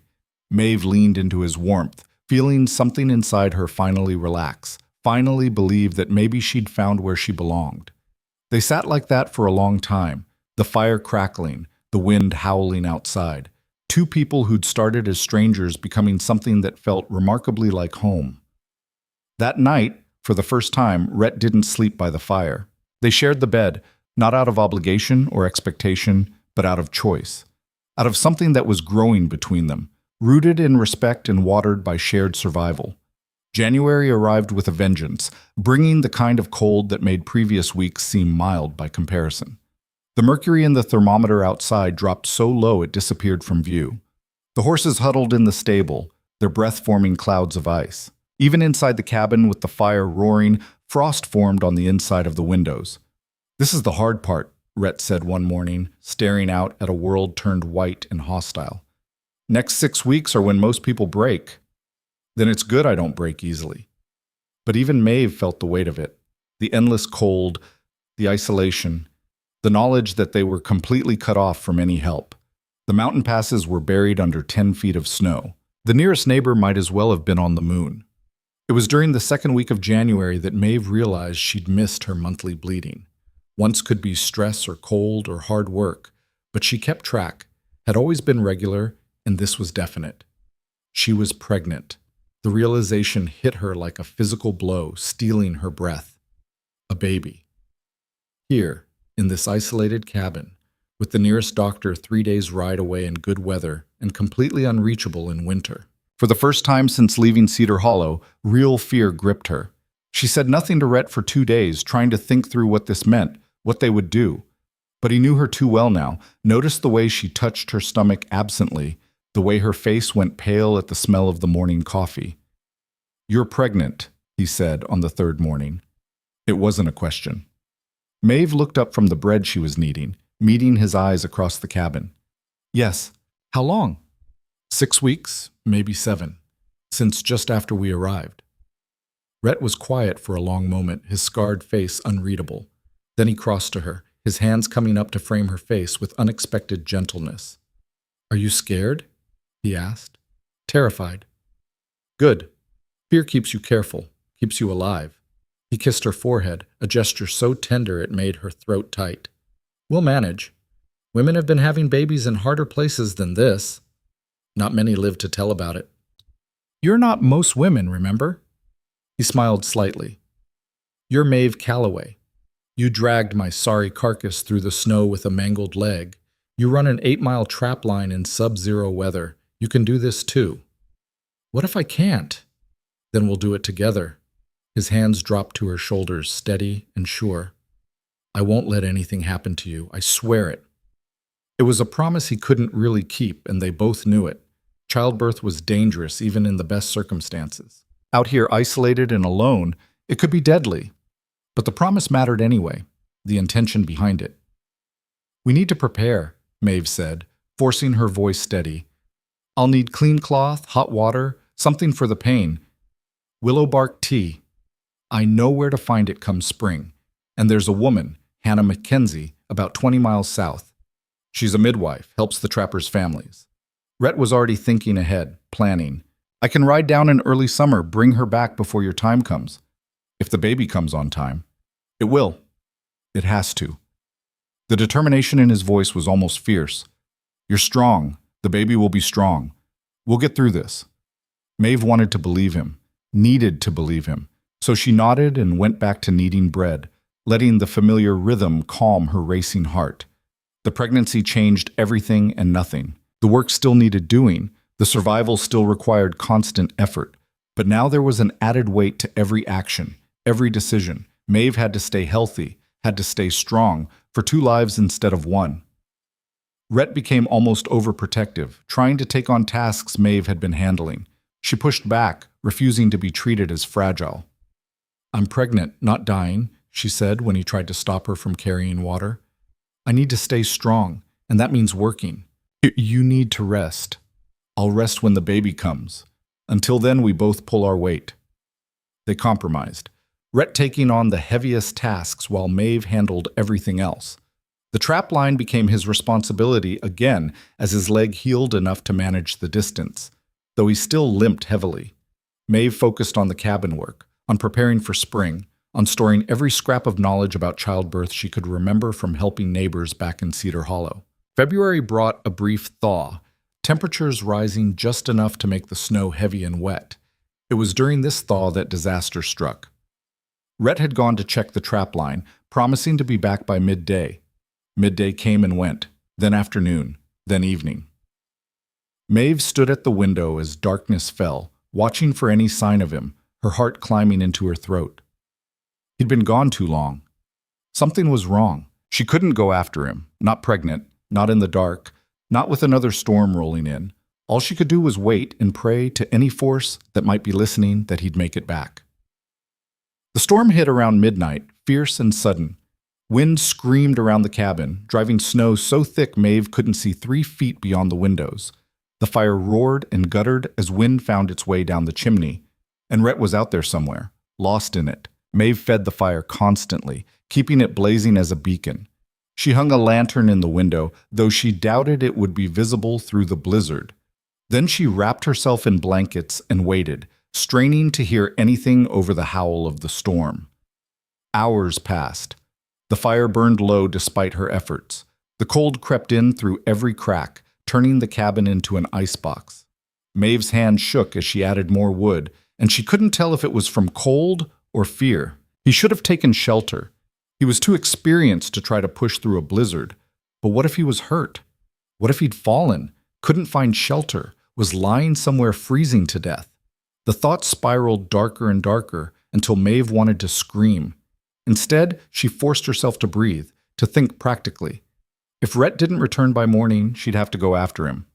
Pregnant or not, storm or not, she couldn't just let him die out there. Dawn came gray and bitter, the storm still raging. Maeve was pulling on her warmest clothes, preparing to head into the killing cold, when she heard it. A sound at the door, scratching, weak, barely audible over the wind. She yanked the door open and Rhett half fell inside, his face gray-blue with cold, his clothes crusted with ice. He could barely stand, could barely speak, his whole body shaking violently. "Storm," he managed through chattering teeth. "Came up fast, got turned around." Maeve pulled him fully inside, slamming the door against the wind. His skin was like ice under her hands, his lips blue, his eyes glazed. Hypothermia. Severe. She'd seen this once before, when a neighbor had fallen through creek ice. She knew what to do, remembered the frantic instructions as they'd tried to save him. They hadn't succeeded, but she had to try. "Get these clothes off," she ordered, already working at his frozen buttons. "Now, Rhett, help me." Between them, they stripped away his ice-covered layers, revealing skin so cold it didn't even register her touch. Maeve wrapped him in every blanket in the cabin, built the fire up to roaring, heated water, and made him drink it in small sips. "Stay awake," she commanded, rubbing his hands between hers, trying to force warmth back into frozen flesh. "Don't you dare fall asleep on me." "Tired," he mumbled, his eyes drooping. "I know, but you can't sleep yet, not until you're warm." She kept rubbing, kept talking, keeping him conscious through sheer force of will. "Remember what you said? That you wouldn't let anything happen to me? Well, I'm not letting anything happen to you, so stay with me. Stay awake." It took hours. Slowly, agonizingly slowly, Color began to return to Rhett's face. The violent shaking eased into trembling, then into stillness. His breathing, which had been shallow and rapid, deepened and steadied. "Maeve," he whispered, his hand finding hers. "Thought I was done. Thought I'd die out there." "You didn't. You made it back." She pressed her forehead to his, relief making her shake now. "You made it back to me. Couldn't leave you alone. Not pregnant, not in winter." His gray eyes, clearer now, focused on her face. "Had to get back. No choice. There's always a choice. You chose to survive. You chose to come home." "Same thing. Home is survival now. You're both." The words settled into Maeve's heart, taking root. Home. After a lifetime of never quite belonging anywhere, she'd somehow found it in the most unlikely place with the most unlikely man. Rhett slept for 16 hours straight, his body recovering from its brush with death. Maeve sat beside him the entire time, leaving only to tend the fire and check on the horses. The storm raged for 2 full days, keeping them trapped inside, but they had food, warmth, and each other. When Rhett finally woke, clear-headed and coherent, he pulled Maeve down beside him, wrapping his arms around her and their unborn child. "No more close calls," he said hoarsely. "Either of us. We're too important to each other now." "Agreed." They lay together as the storm finally began to ease, watching light slowly return to the world outside. They'd both nearly died within months of each other. The mountains had tested them, pushed them to their limits, tried to break them, but they'd held. Together, they'd held. March arrived with muddy snow and the first hints of spring. Maeve's pregnancy was showing now, a small but definite swell beneath her dress. She felt the baby move sometimes, small flutters that grew stronger each week. Rhett had become obsessive about preparing for the birth, riding down to Hannah Mackenzie's place as soon as the passes were barely passable, bringing the midwife back with promises of gold and furs. Hannah was a sturdy woman in her 50s, weathered by mountain life but competent and calm. "You're healthy," she pronounced after examining Maeve. "Baby's positioned right, heartbeat strong. Should be a straightforward birth, if there is such a thing." "When?" Maeve asked. "Late May, early June, by my reckoning." Hannah looked between them. "I'll stay until the baby comes, if you'll have me. My own family's grown and gone. I could use something useful to do." "Yes," Rhett said immediately. "Stay, please." Having Hannah in the cabin eased something in both of them. She brought experience, knowledge, and most importantly, calm confidence that maybe everything would be all right. The weeks passed. Spring crept slowly up the mountain, melting snow revealing brown earth, and the first brave shoots of green. Maeve planted her mother's seeds in a small garden plot Rhett had cleared, working the earth with her hands, feeling connected to something ancient and enduring. Life was coming back to the mountains, and soon, new life would come to their cabin. As Maeve worked in the garden one afternoon, she felt it, a tightening in her belly, a low ache in her back. She straightened slowly, her hand going to her stomach. "Not yet," she whispered to the baby. "We're not quite ready." But nature didn't wait for readiness. The contractions came again that night, stronger this time. Maeve woke Rhett with a hand on his shoulder, her voice steady despite the fear. "It's time," she said. And everything they'd prepared for, everything they'd survived to reach this moment, came down to one simple truth.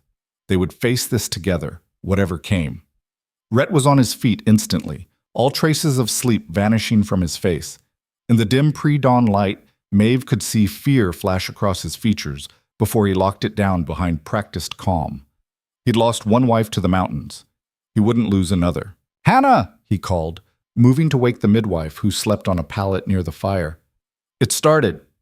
Hannah rose with the efficiency of someone who'd done this 100 times, her capable hands already reaching for the supplies they'd prepared weeks ago. Clean cloths, boiled and stored, sharp scissors wrapped in cloth, the kettle, ready to heat water. Everything had its place, everything had its purpose. "How far apart are the pains?" Hannah asked, helping Maeve to the bed. 10 minutes, maybe less." Another contraction tightened across Maeve's belly, stealing her breath. She gripped the bed frame, riding it out. "That's fast for a first baby."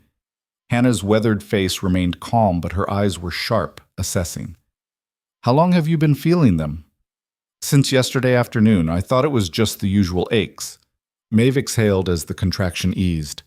They got stronger through the night.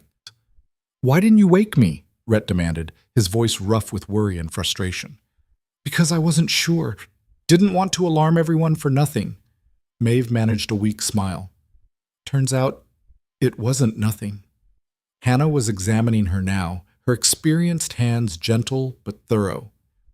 "Baby's positioned well, coming headfirst like it should, but you're further along than I'd like. This little one's in a hurry." "Story of their life already," Maeve said, trying for humor despite the fear clawing at her throat. "Impatient, just like their father." "I'm not impatient," Rhett said, though his pacing suggested otherwise. "I'm practical. There's a difference." "Rhett." Hannah's voice was firm. "I need you to boil water, lots of it. Keep it hot, and bring me those extra blankets from the chest. Move now. Give her something useful to focus on besides worry." It was a kindness, Maeve realized, giving him tasks, keeping his hands busy so his mind wouldn't spiral into the dark places where Sarah's memory lived. He moved immediately, building up the fire, hanging the kettle to boil. The contractions came faster now, each one stronger than the last. Maeve gripped Hannah's hand through them, trying to breathe the way the midwife instructed, trying not to scream though everything in her wanted to. "That's it," Hannah murmured. "Breathe through it. Don't fight the pain. Work with it. Your body knows what to do." But Maeve's body felt like it was being torn apart from the inside. Each contraction was a wave of agony that crested and broke, leaving her gasping in its wake. She thought she knew pain, the ache of hard work, the bite of cold, the throb of injuries. This was different. This was primal, overwhelming, all-consuming. "I can't," she gasped during a particularly brutal contraction. "Hannah, I can't do this." "Yes, you can." Hannah's voice was steel-wrapped in compassion. "You've survived everything the mountains threw at you. You hauled your husband through snow when he was dying. You ran trap lines pregnant in the dead of winter. You can do this." That was different. No, it's exactly the same. It's survival. It's choosing to keep going when everything hurts. You know how to do that, Maeve Calloway, so do it now. Rhett appeared at her other side, his scarred face pale but determined. He took her hand, his grip strong and steady. "Look at me," he said. "Right at me. You're not alone. I'm here. I've got you." Maeve locked eyes with him, drowning in gray depths that had once seemed so cold and now held everything she needed. He didn't look away, didn't flinch, even when she squeezed his hand hard enough to hurt during the next contraction. Hours blurred together. Morning light strengthened outside the windows, turned golden with midday sun, then began its slow fade toward evening. Time lost meaning, measured only in contractions, in Hannah's calm commands, in Rhett's steady presence. "Something's wrong," Hannah said quietly during a brief respite. Her face was troubled, her hands still moving efficiently but with new urgency. "Baby's heart is slowing. We need to move this along." "What does that mean?" Rhett's voice was tight. "It means the next few contractions, Maeve needs to push with everything she has. No holding back, no saving strength, all or nothing." Hannah met Maeve's exhausted eyes. "Can you do that?" Maeve wanted to say no, wanted to admit she had nothing left, that she was done, that someone else would have to take over. But there was no one else. There was only her and this baby who needed her to be strong one more time. "Yes," she whispered. "I can do that." The next contraction built like a storm, and Maeve pushed. She pushed with muscles she didn't know she had, with strength borrowed from desperation and love and sheer stubborn refusal to quit. She heard someone screaming and realized distantly it was her own voice, raw and animal. "Again," Hannah commanded. "One more, Maeve, one more." Another push, another wave of pain so intense it whited out the world. And then suddenly, shockingly, relief. Pressure released. A new sound filled the cabin, thin, reedy, but unmistakably alive. A baby crying. "It's a girl," Hannah said, her voice thick with emotion. "A daughter. And she's perfect." Maeve collapsed back against the pillows, her body shaking with exhaustion and relief and something too big to name. Through blurred vision, she watched Hannah clean the baby, wrap her in soft cloth, check her over with practiced efficiency. 10 fingers, 10 toes, strong lungs, the midwife pronounced. Small, but healthy. She's a fighter, this one. Then Hannah was placing the bundle in Maeve's arms, and she was looking down at a tiny red face, eyes squeezed shut, miniature fists waving in indignation at being forced into this cold world. Dark hair, barely there, crowned a head almost too small to be real. "Hello, little one," Maeve whispered, tears streaming down her face. "I'm your mother, and I already love you more than I knew was possible." Rhett stood frozen beside the bed, staring at the baby with an expression Maeve had never seen before. Wonder, fear, joy, and grief all mixed together. His hand reached out, hesitant, then gently touched the baby's tiny fist. Immediately, miniature fingers wrapped around his rough, scarred one. "She's got a good grip," he said, his voice hoarse. "Strong, like her mother." "Like both her parents," Maeve corrected. She looked up at him, seeing the moisture in his gray eyes. "Do you want to hold her?" He stopped, swallowed hard. "I'm afraid I'll break her." "You won't. Here." With Hannah's help, Maeve transferred the baby to Rhett's arms. He held her with exaggerated care, as if she were made of glass, this rough mountain man who'd survived everything suddenly terrified of a 6-pound infant. "She's so small," he marveled. "How is she this small?" "She'll grow," Hannah said, cleaning up with the same efficiency she'd shown throughout. "With parents like you two, she'll be running these mountains before she can walk. Now Maeve needs rest and food. Rhett, you keep watch over both of them. I'll make something to eat." Rhett settled carefully into the chair beside the bed, still holding the baby with reverent fear.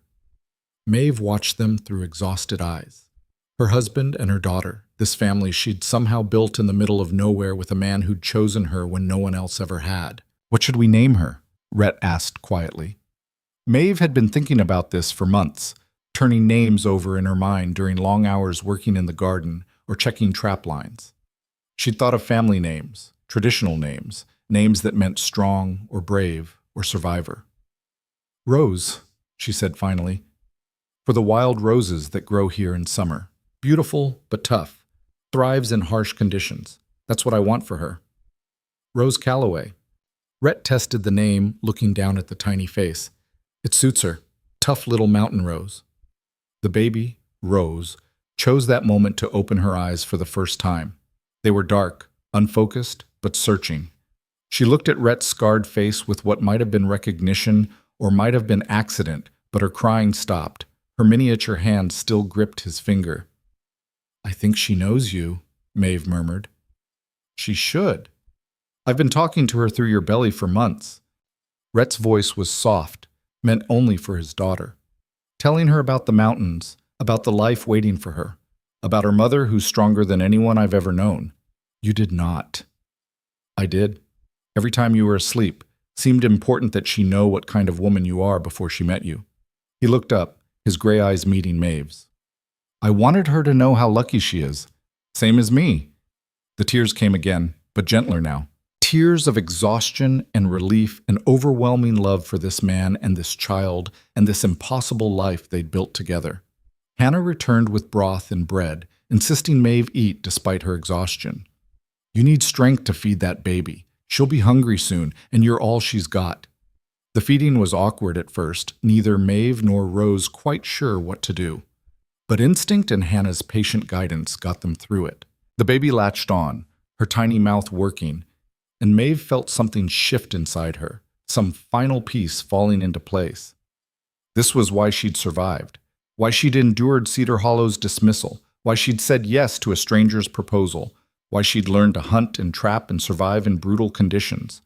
All of it had been leading here, to this moment, to this child who would grow up knowing she was chosen, wanted, loved beyond measure. Rose slept after feeding, her small body warm against Maeve's chest.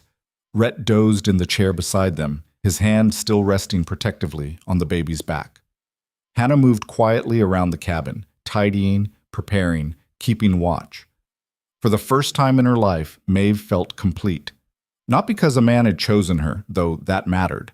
Not because she'd proven her worth through survival, though that mattered too. But because she'd chosen herself, had chosen to leave, to risk, to build something new from nothing. And look what they'd made. Look what was possible when someone saw your strength instead of your lack of beauty, when partnership meant more than poetry, when love was built on respect and shared survival rather than fleeting attraction.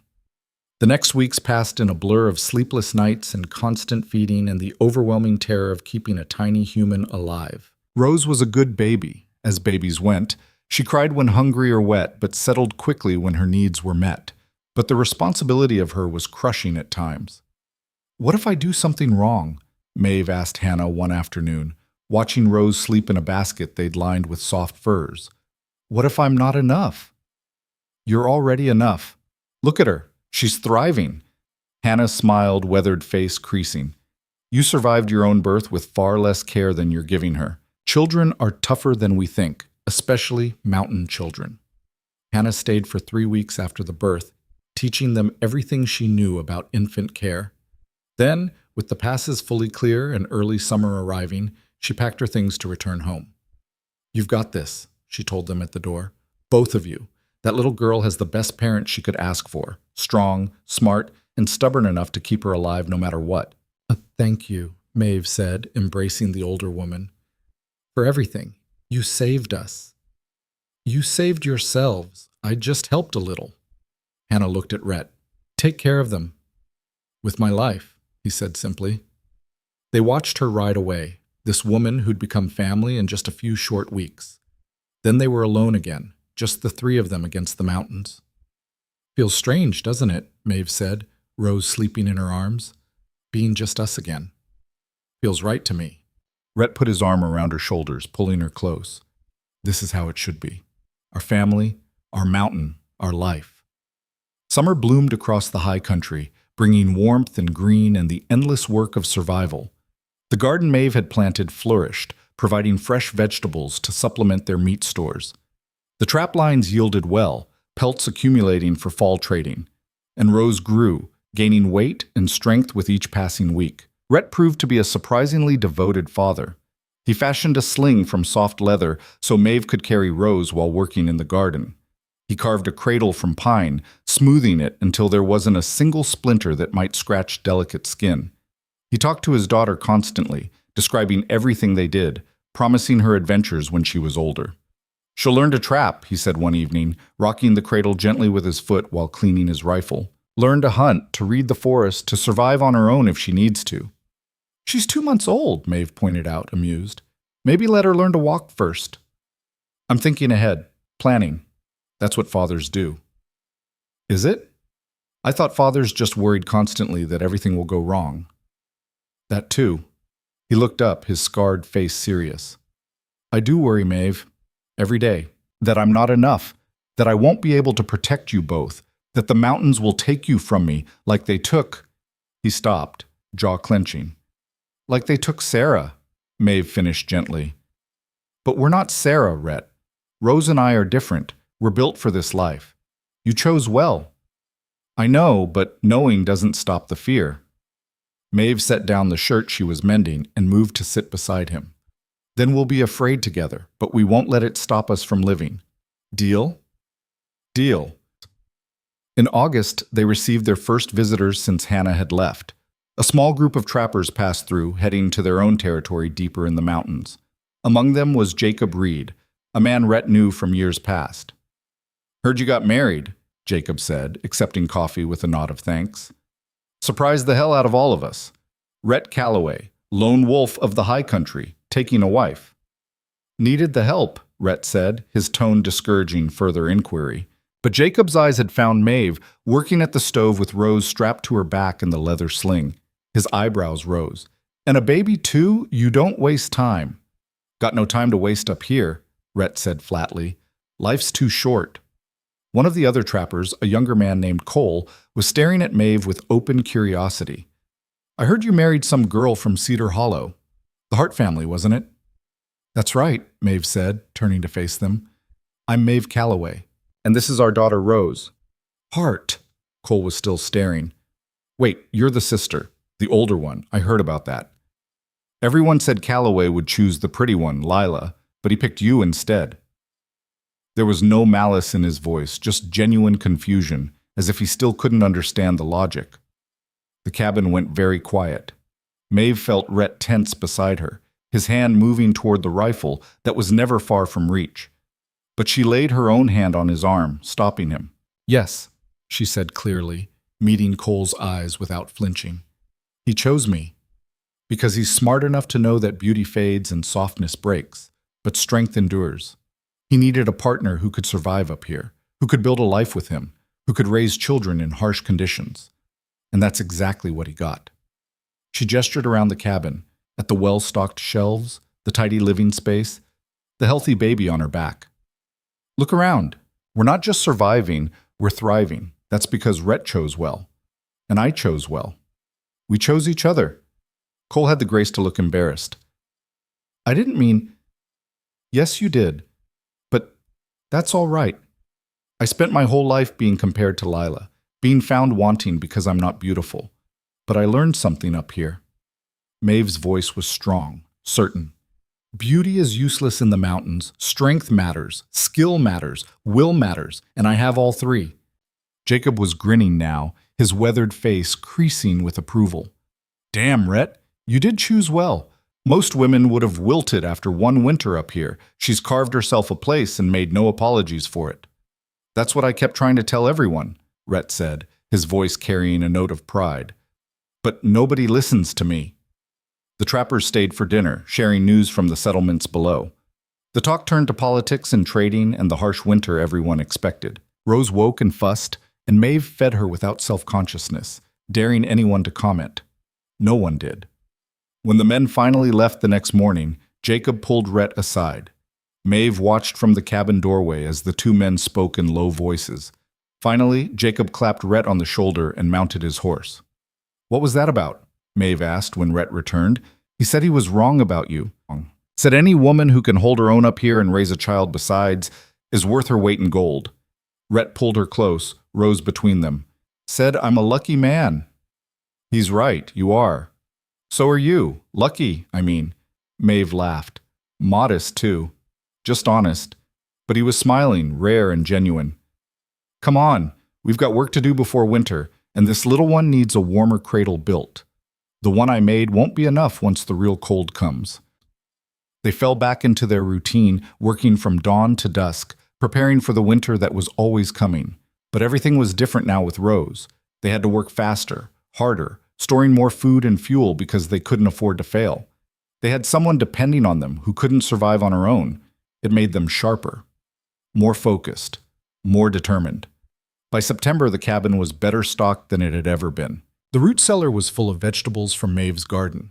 The smokehouse held enough meat to feed them through the longest winter. Firewood was stacked 6 feet high along the entire north wall of the cabin. They'd traded pelts for extra blankets, warm clothes for Rose as she grew, and precious medical supplies.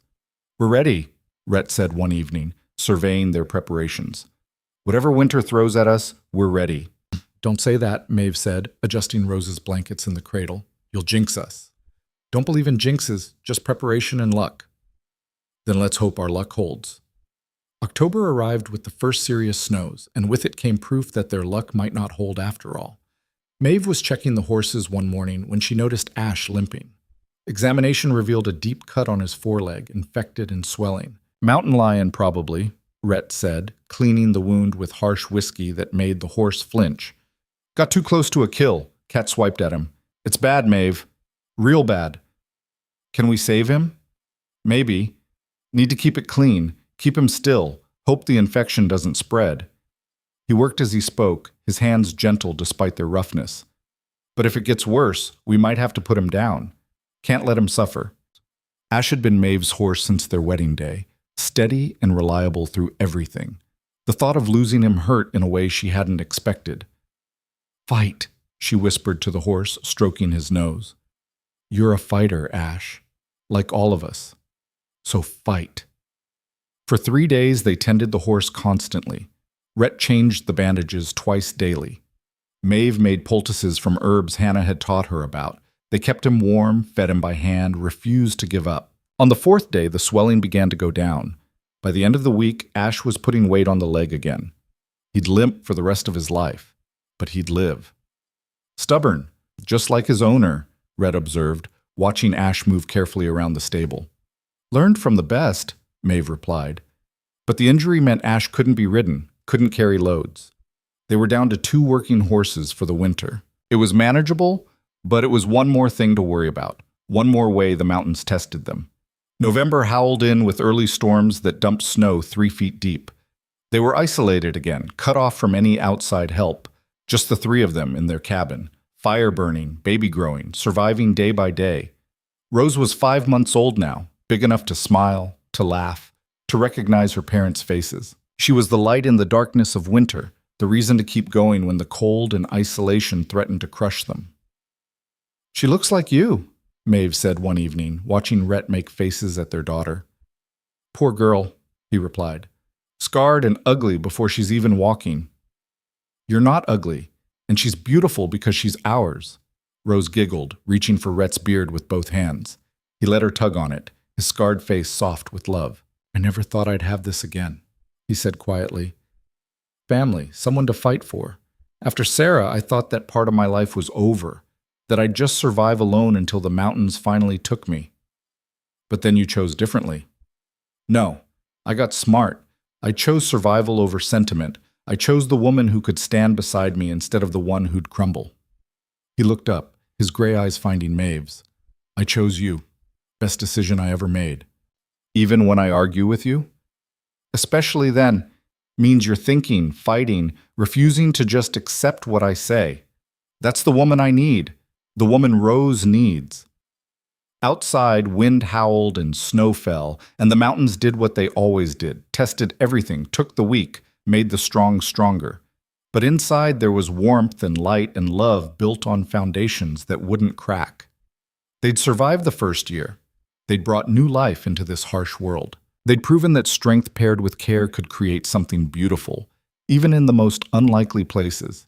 And they were just getting started. Winter deepened through December and January, each day a battle against cold that seemed determined to find every weakness in their defenses. But they held firm, the 3 of them in their mountain fortress, growing stronger even as the world outside grew harsher. Rose was 7 months old when she first tried to crawl, pulling herself forward across the fur rug with determined grunts that made both parents laugh. She was fierce in her efforts, refusing to give up even when she toppled over. "That's my girl," Rhett said, setting her upright again. "Fall down 7 times, get up 8. "She's too young to understand philosophy," Maeve pointed out, stirring a pot of stew.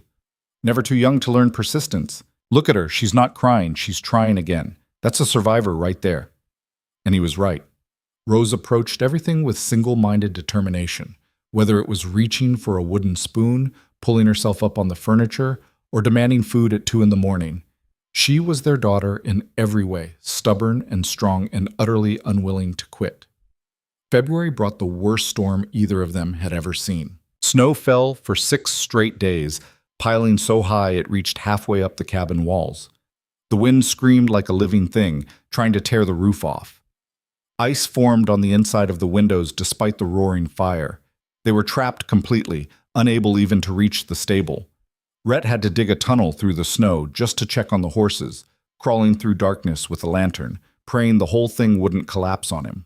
"This is bad," he said when he finally made it back inside, his face gray with cold and worry. "Worse than the storm that nearly killed me. If this keeps up, we could lose everything." "Then we fight," Maeve said, pulling him close to the fire. "We fought everything else. We'll fight this too." They rationed carefully, burning only enough wood to keep from freezing, eating smaller portions to stretch their food stores. Rose, sensing the tension, was fussy and difficult, crying for hours in the night. They took turns walking her, soothing her, trying to keep her warm and fed and alive. On the 7th day, the storm finally broke. They woke to silence, that profound mountain quiet that comes after days of howling wind. Rhett dug out the door, pushing through snow that had drifted 6 feet deep against it.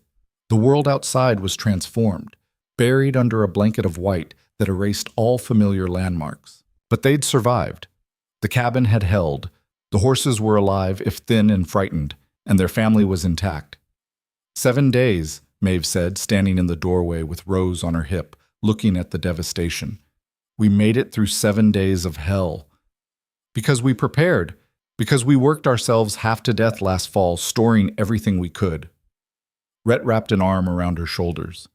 Because we're too stubborn to die. That too. Recovery from the storm took weeks. They had to dig out paths to the stable, to the smokehouse, to the creek. They had to reinforce the roof where wind had damaged it. They had to hunt desperately to replace food they'd consumed during the siege. But they did it. Together, they rebuilt what the storm had tried to destroy. March arrived with the first hints of thaw, and with it came a visitor Maeve never expected to see again. She was hanging laundry on a line Rhett had strung between two pines when she heard hoofbeats. Her hand went automatically to the rifle she kept nearby. Visitors were rare and not always friendly, but the rider who emerged from the tree line was familiar. Too familiar. Lila. Maeve's sister sat astride a tired-looking horse, her golden hair hidden under a heavy hood, her face thinner than Maeve remembered. She looked exhausted, frightened, and utterly out of place in the wilderness. "Lila?" Maeve's voice came out sharp with shock. "What are you doing here?" "May." Lila slid down from the horse, stumbling in the deep snow. "I'm sorry. I know I shouldn't have come, but I didn't know where else to go." Rhett appeared from the stable, alerted by voices. He took one look at Lila and his face hardened. "Inside," he said curtly, "before you freeze." They got Lila into the cabin, settled near the fire with hot coffee. Rose, now 8 months old and crawling everywhere, immediately tried to investigate this stranger. Maeve scooped her up, holding her protectively. "Talk," Rhett said, not unkindly, but not warmly either. "Why are you here?" Lila's hands shook around the coffee cup. "Mother married me off, right after you left, to Samuel Wright." Maeve's stomach dropped. Samuel Wright, the trading post owner, the man who'd held their family's debts. He was 50 if he was a day, with a mean streak and wandering hands. "Mother said it was the only way," Lila continued, tears starting to fall. "That with you gone, I had to be the one to save the family. So I married him, and he—" Her voice broke. "He was cruel, May, so cruel. He'd drink and then he'd—" "Don't," Maeve said sharply, not wanting those details, not in front of Rose. "I understand. I stayed as long as I could. Tried to be what he wanted, what Mother wanted, but 2 weeks ago he hit me so hard I couldn't see straight. Told me if I couldn't give him a son by summer, he'd throw me out with nothing." Lila looked up, her beautiful face marred by a fading bruise along her jaw. "So I left. Took his horse and whatever money I could find and ran. I hoped maybe you could help me." Silence filled the cabin. Maeve looked at Rhett, seeing her own conflicted feelings reflected in his face. This was her sister, her blood, but this was also the life they'd built. The sanctuary they'd fought to create. Letting someone else in, especially someone as unprepared for mountain life as Lila, could destroy everything. "You can't stay," Rhett said finally. "You're not built for this life, and we can't carry someone who can't pull their weight." "I can work," Lila said desperately. "I can learn. Please, May. I know we were never close. I know I got everything you deserved. But I'm begging you, don't send me back there." Maeve looked at her sister. This woman who'd been given everything Maeve had been denied, who'd been protected and pampered and treated like precious crystal. Who'd been sold anyway, used anyway, broken anyway. Beauty hadn't saved her. Softness hadn't protected her. In the end, she'd been just as expendable as Maeve had always been.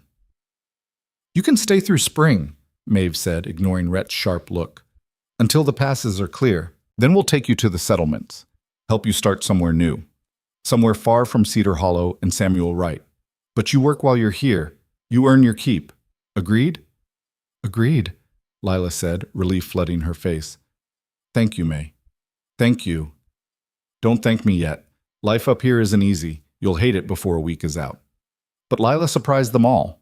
She did hate it. The cold, the isolation, the endless work. She was terrible at everything at first, her soft hands blistering from hauling water, her fancy sensibilities horrified by butchering meat.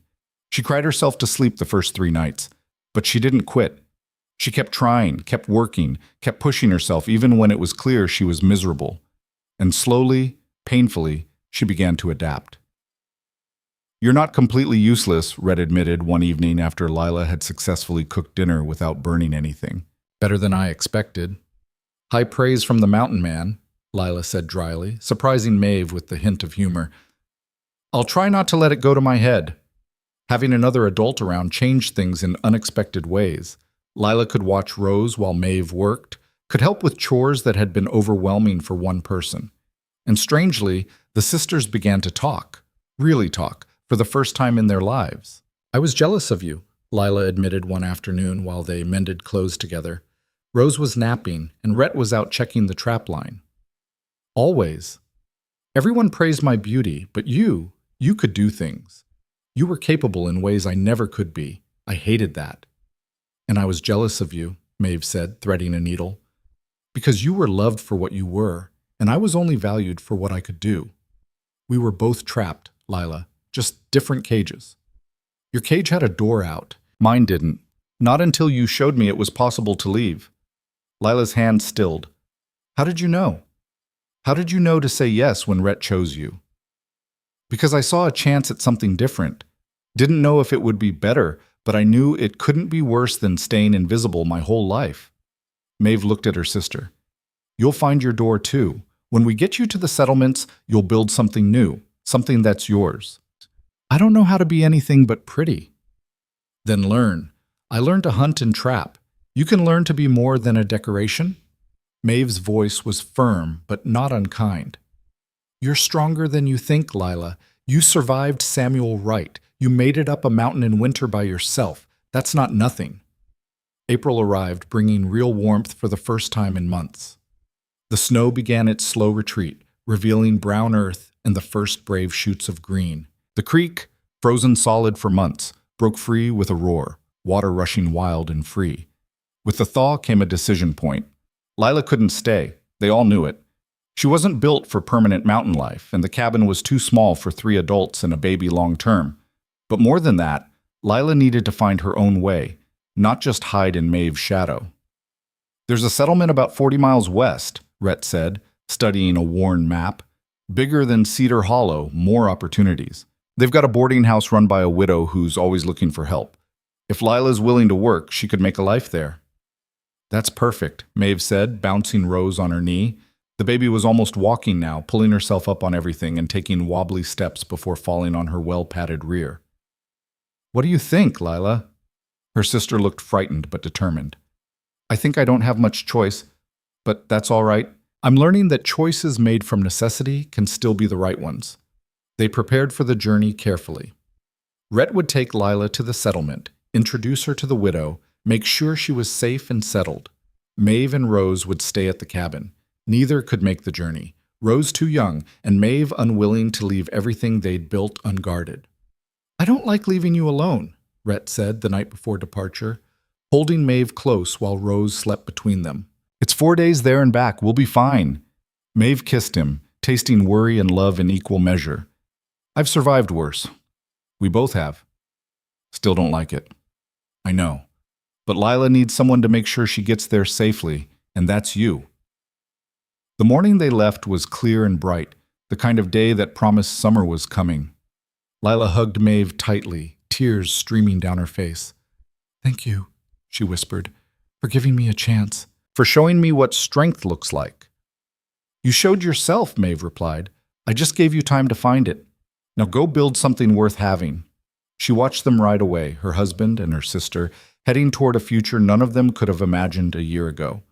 Then she turned back to the cabin, Rose on her hip, and got to work.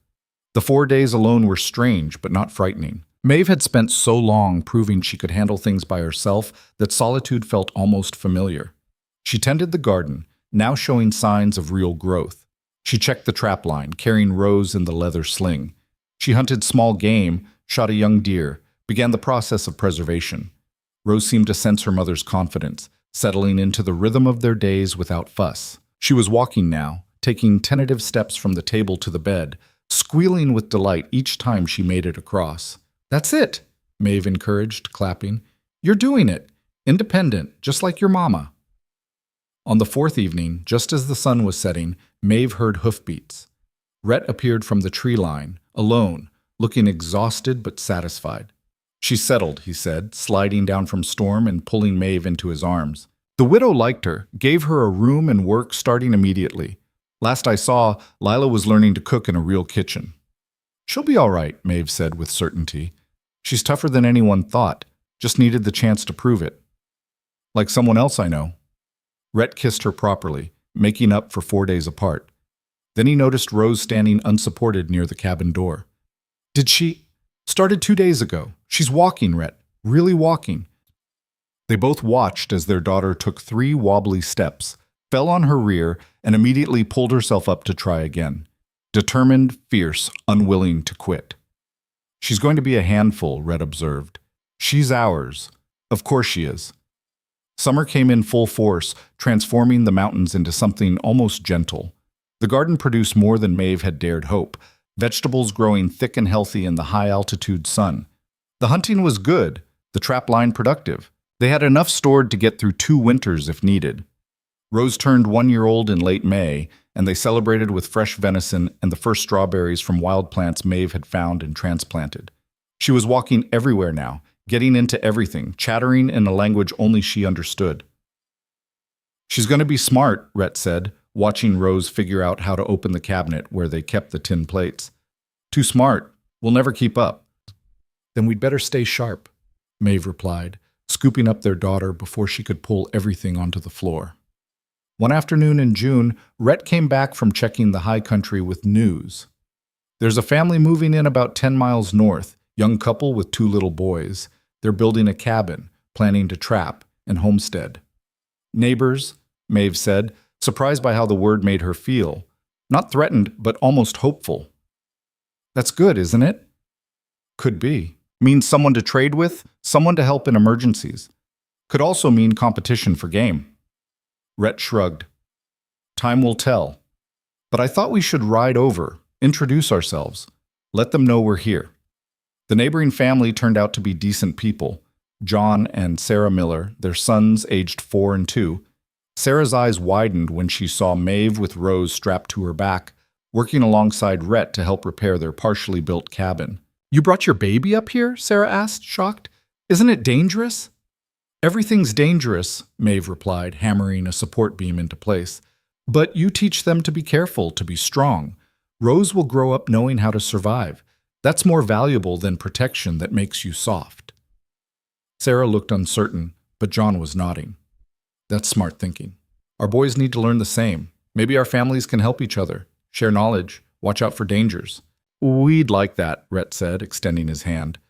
Mountains are easier when you're not completely alone. As they rode home that evening, Rose drowsing in Maeve's arms, Rhett reached over and took Maeve's hand. Never thought I'd see this day, he said quietly. Family, neighbors, a real community starting up here. All because you said yes to a scarred stranger who chose you for all the wrong reasons. All the right reasons, Maeve corrected. You chose me because I was strong, because I could survive. Turns out survival and love aren't as separate as we thought. No, they're not. By the time fall arrived again, their second year in the mountains, everything had changed. The cabin had grown. Rhett had built an addition, giving them more space, a separate sleeping area for Rose. The garden had doubled in size. The root cellar was overflowing with preserved food. But more than physical changes, they'd built something intangible, respect that had deepened into partnership that had bloomed into genuine love, and love that had created not just a family, but a legacy. October brought the first letter from Lila, delivered by a trapper passing through. She'd found work as a seamstress, was saving money, had met a carpenter who treated her with kindness. She was building a life, piece by careful piece. She sounds happy, Maeve said, reading the letter aloud to Rhett while Rose played at their feet. Really happy? Good. Everyone deserves that chance, even pampered younger sisters. Rhett smiled to show he was teasing. You gonna write back? Already did. Maeve showed him the letter she'd written, full of news about Rose, about the mountains, about the life they'd built. Told her she's welcome to visit, but only if she's prepared to work. That's my girl. Soft heart, hard standards. Winter came again, but this time they were more than ready. They'd learned from the previous year's mistakes, had prepared for every contingency. When the storms hit, they weathered them with confidence born of experience. Rose was 18 months old now, talking in simple sentences, following her parents around and trying to help with everything. She had Rhett's determination and Maeve's practicality, a combination that promised both trouble and triumph in her future. "She wants to check the trap line with me," Rhett said one morning, amused and exasperated. "Keep saying, 'Go, Papa, go,' and trying to put on her boots." "Then take her," Maeve said. "Short trip, close one. Let her see what you do." "She's too young. She's a mountain child. She'll never be too young." Maeve bundled Rose into her warmest clothes and handed her to Rhett. "Show her the world she was born into. Teach her to respect it and survive it." Rhett looked down at his daughter, this tiny, fierce thing who'd stolen his heart completely. "All right, but just the close traps. And you're coming too." So they went as a family, trudging through knee-deep snow, checking the nearest traps. Rose was delighted by everything: the tracks in the snow, the way ice formed on the branches, the rabbit they caught, and Rhett showed her how to reset the trap. "She's not even scared," Rhett marveled, watching Rose touch the rabbit's fur with gentle fingers before he put it in his pack. "Why would she be? This is normal to her. This is life." Maeve adjusted the scarf around Rose's face. "She'll grow up knowing the truth, that survival requires work, that nothing comes easy, that strength matters more than beauty." "She's got both," Rhett said. "Strong and beautiful, like her mother." Flatterer. Truth-teller. That evening, back in the warm cabin, they sat together by the fire. Rose dozed between them, exhausted by her adventure. Rhett's arm was around Maeve's shoulders, her head resting on his chest. "Do you ever regret it?" Rhett asked quietly. "Saying yes that day? Leaving everything you knew?" Maeve thought about it seriously, about Cedar Hollow and the life she would have had there, invisible, overlooked, eventually dying having never been truly seen. Then she looked around their cabin, at their sleeping daughter, at this man who'd chosen her when no one else ever had. "Not for a single second," she said. "This life is hard, harder than anything I imagined, but it's mine, ours. We built it with our own hands, chose it with our eyes open. How could I regret that? I worried that first year. Thought maybe I'd trapped you in something worse than what you left." "You gave me freedom," Maeve said firmly. "Freedom to be strong without apology, to work without being diminished for it, to be valued for who I am rather than what I look like. That's not a trap. That's a gift. You gave me something too. Life when I thought I was just existing, purpose beyond mere survival, love when I'd given up on deserving it." His arm tightened around her. "We saved each other." "We did," Maeve agreed. "And we'll keep saving each other. That's what partnership means."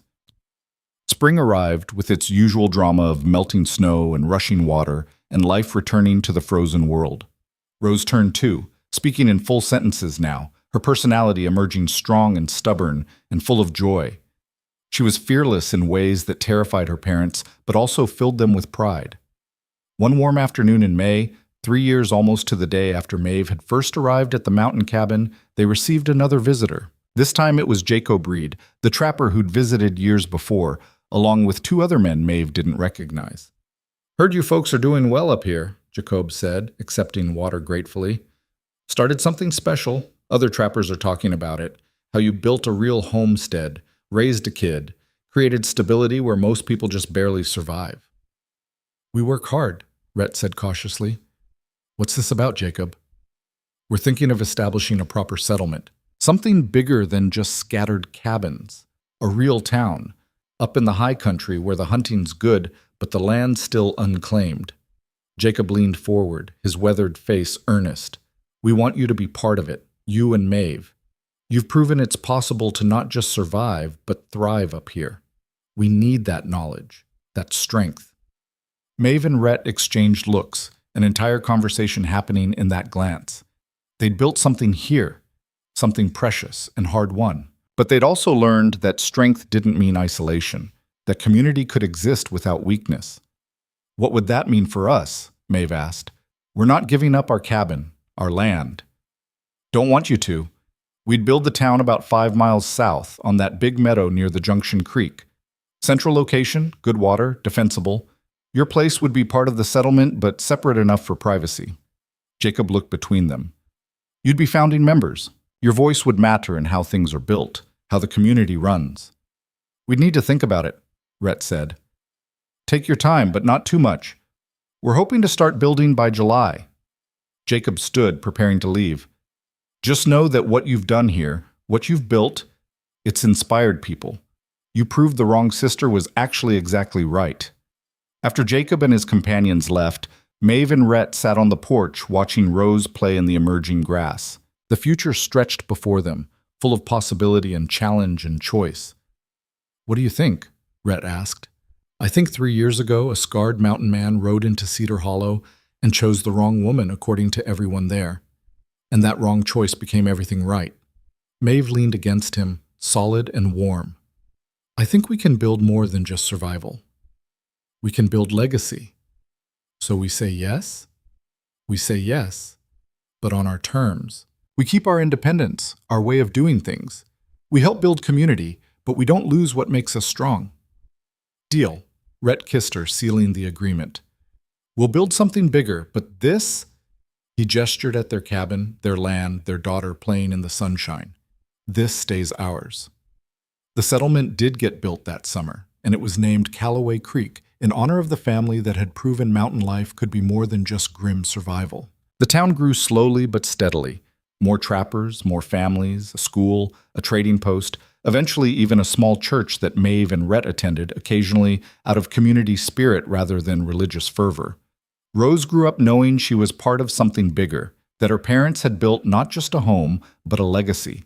She learned to trap and hunt from her father, learned to garden and preserve and make difficult decisions from her mother. She was rough and tumble and fiercely independent, and nobody ever once told her she was the wrong girl for anything.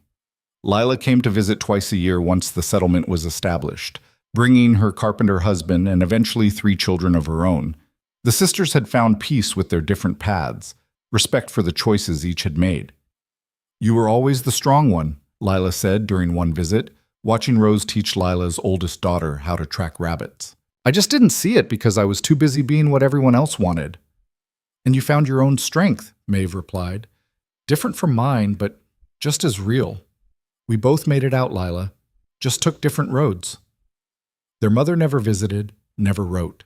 She'd made her choices too, and they included clinging to old bitterness rather than embracing new possibilities. Some people couldn't adapt, couldn't change, couldn't see beyond what they'd always believed. That was their tragedy, not Maeve's burden to carry. Years passed. Rose gained siblings, 2 brothers, strong and stubborn and full of life. The cabin expanded again and again, becoming something between a house and a homestead. Rhett's hair went fully gray, the scar on his face fading to a pale line. Maeve's hands grew more weathered, her strength more refined, her confidence absolute. They became elders of Callaway Creek, the ones younger settlers came to for advice about surviving winter, about raising children in harsh conditions, about building marriages that lasted. Rhett taught the men about trapping and hunting, about reading the mountains and respecting their power. Maeve taught the women about preservation and medicine, about being strong without apology, about choosing yourself even when the world tells you you're wrong. On their 15th anniversary, Rhett took Maeve back to the spot where he'd first chosen her, the trading post in Cedar Hollow, long since abandoned and falling into ruin. They stood in the dusty space where he'd shocked everyone by pointing to the plain older sister instead of the beautiful younger one. Best decision I ever made, he said, pulling her close. You've said that before. I'll keep saying it until you believe it. I believed it after the first year, Maeve admitted. Took me longer to believe I deserved it. And now? Now I know I deserve to be chosen, not because I was perfect or beautiful or anything other than exactly who I was. She looked up at him, this man who'd seen her when no one else had. You didn't choose the wrong woman, Rhett. You chose the only woman who could build this life with you, and I chose the only man who saw that strength was worth more than beauty. They kissed in that abandoned building where their story had begun. 2 people who'd built something extraordinary from the most unlikely beginning. Outside, their children waited with the horses. Beyond them, Callaway Creek bustled with the life they'd helped create.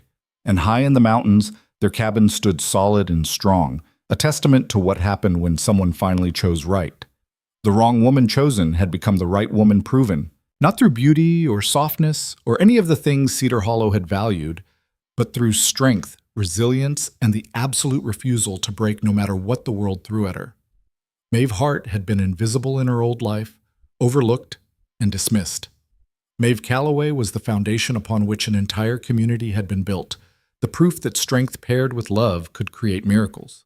The living example that being chosen for the right reasons made all the difference. She'd been the wrong woman only to those who couldn't see past surfaces, to everyone who mattered, to Rhett, to her children, to the settlers who'd followed their example. She was exactly, perfectly, triumphantly right. And that made all the difference in the world.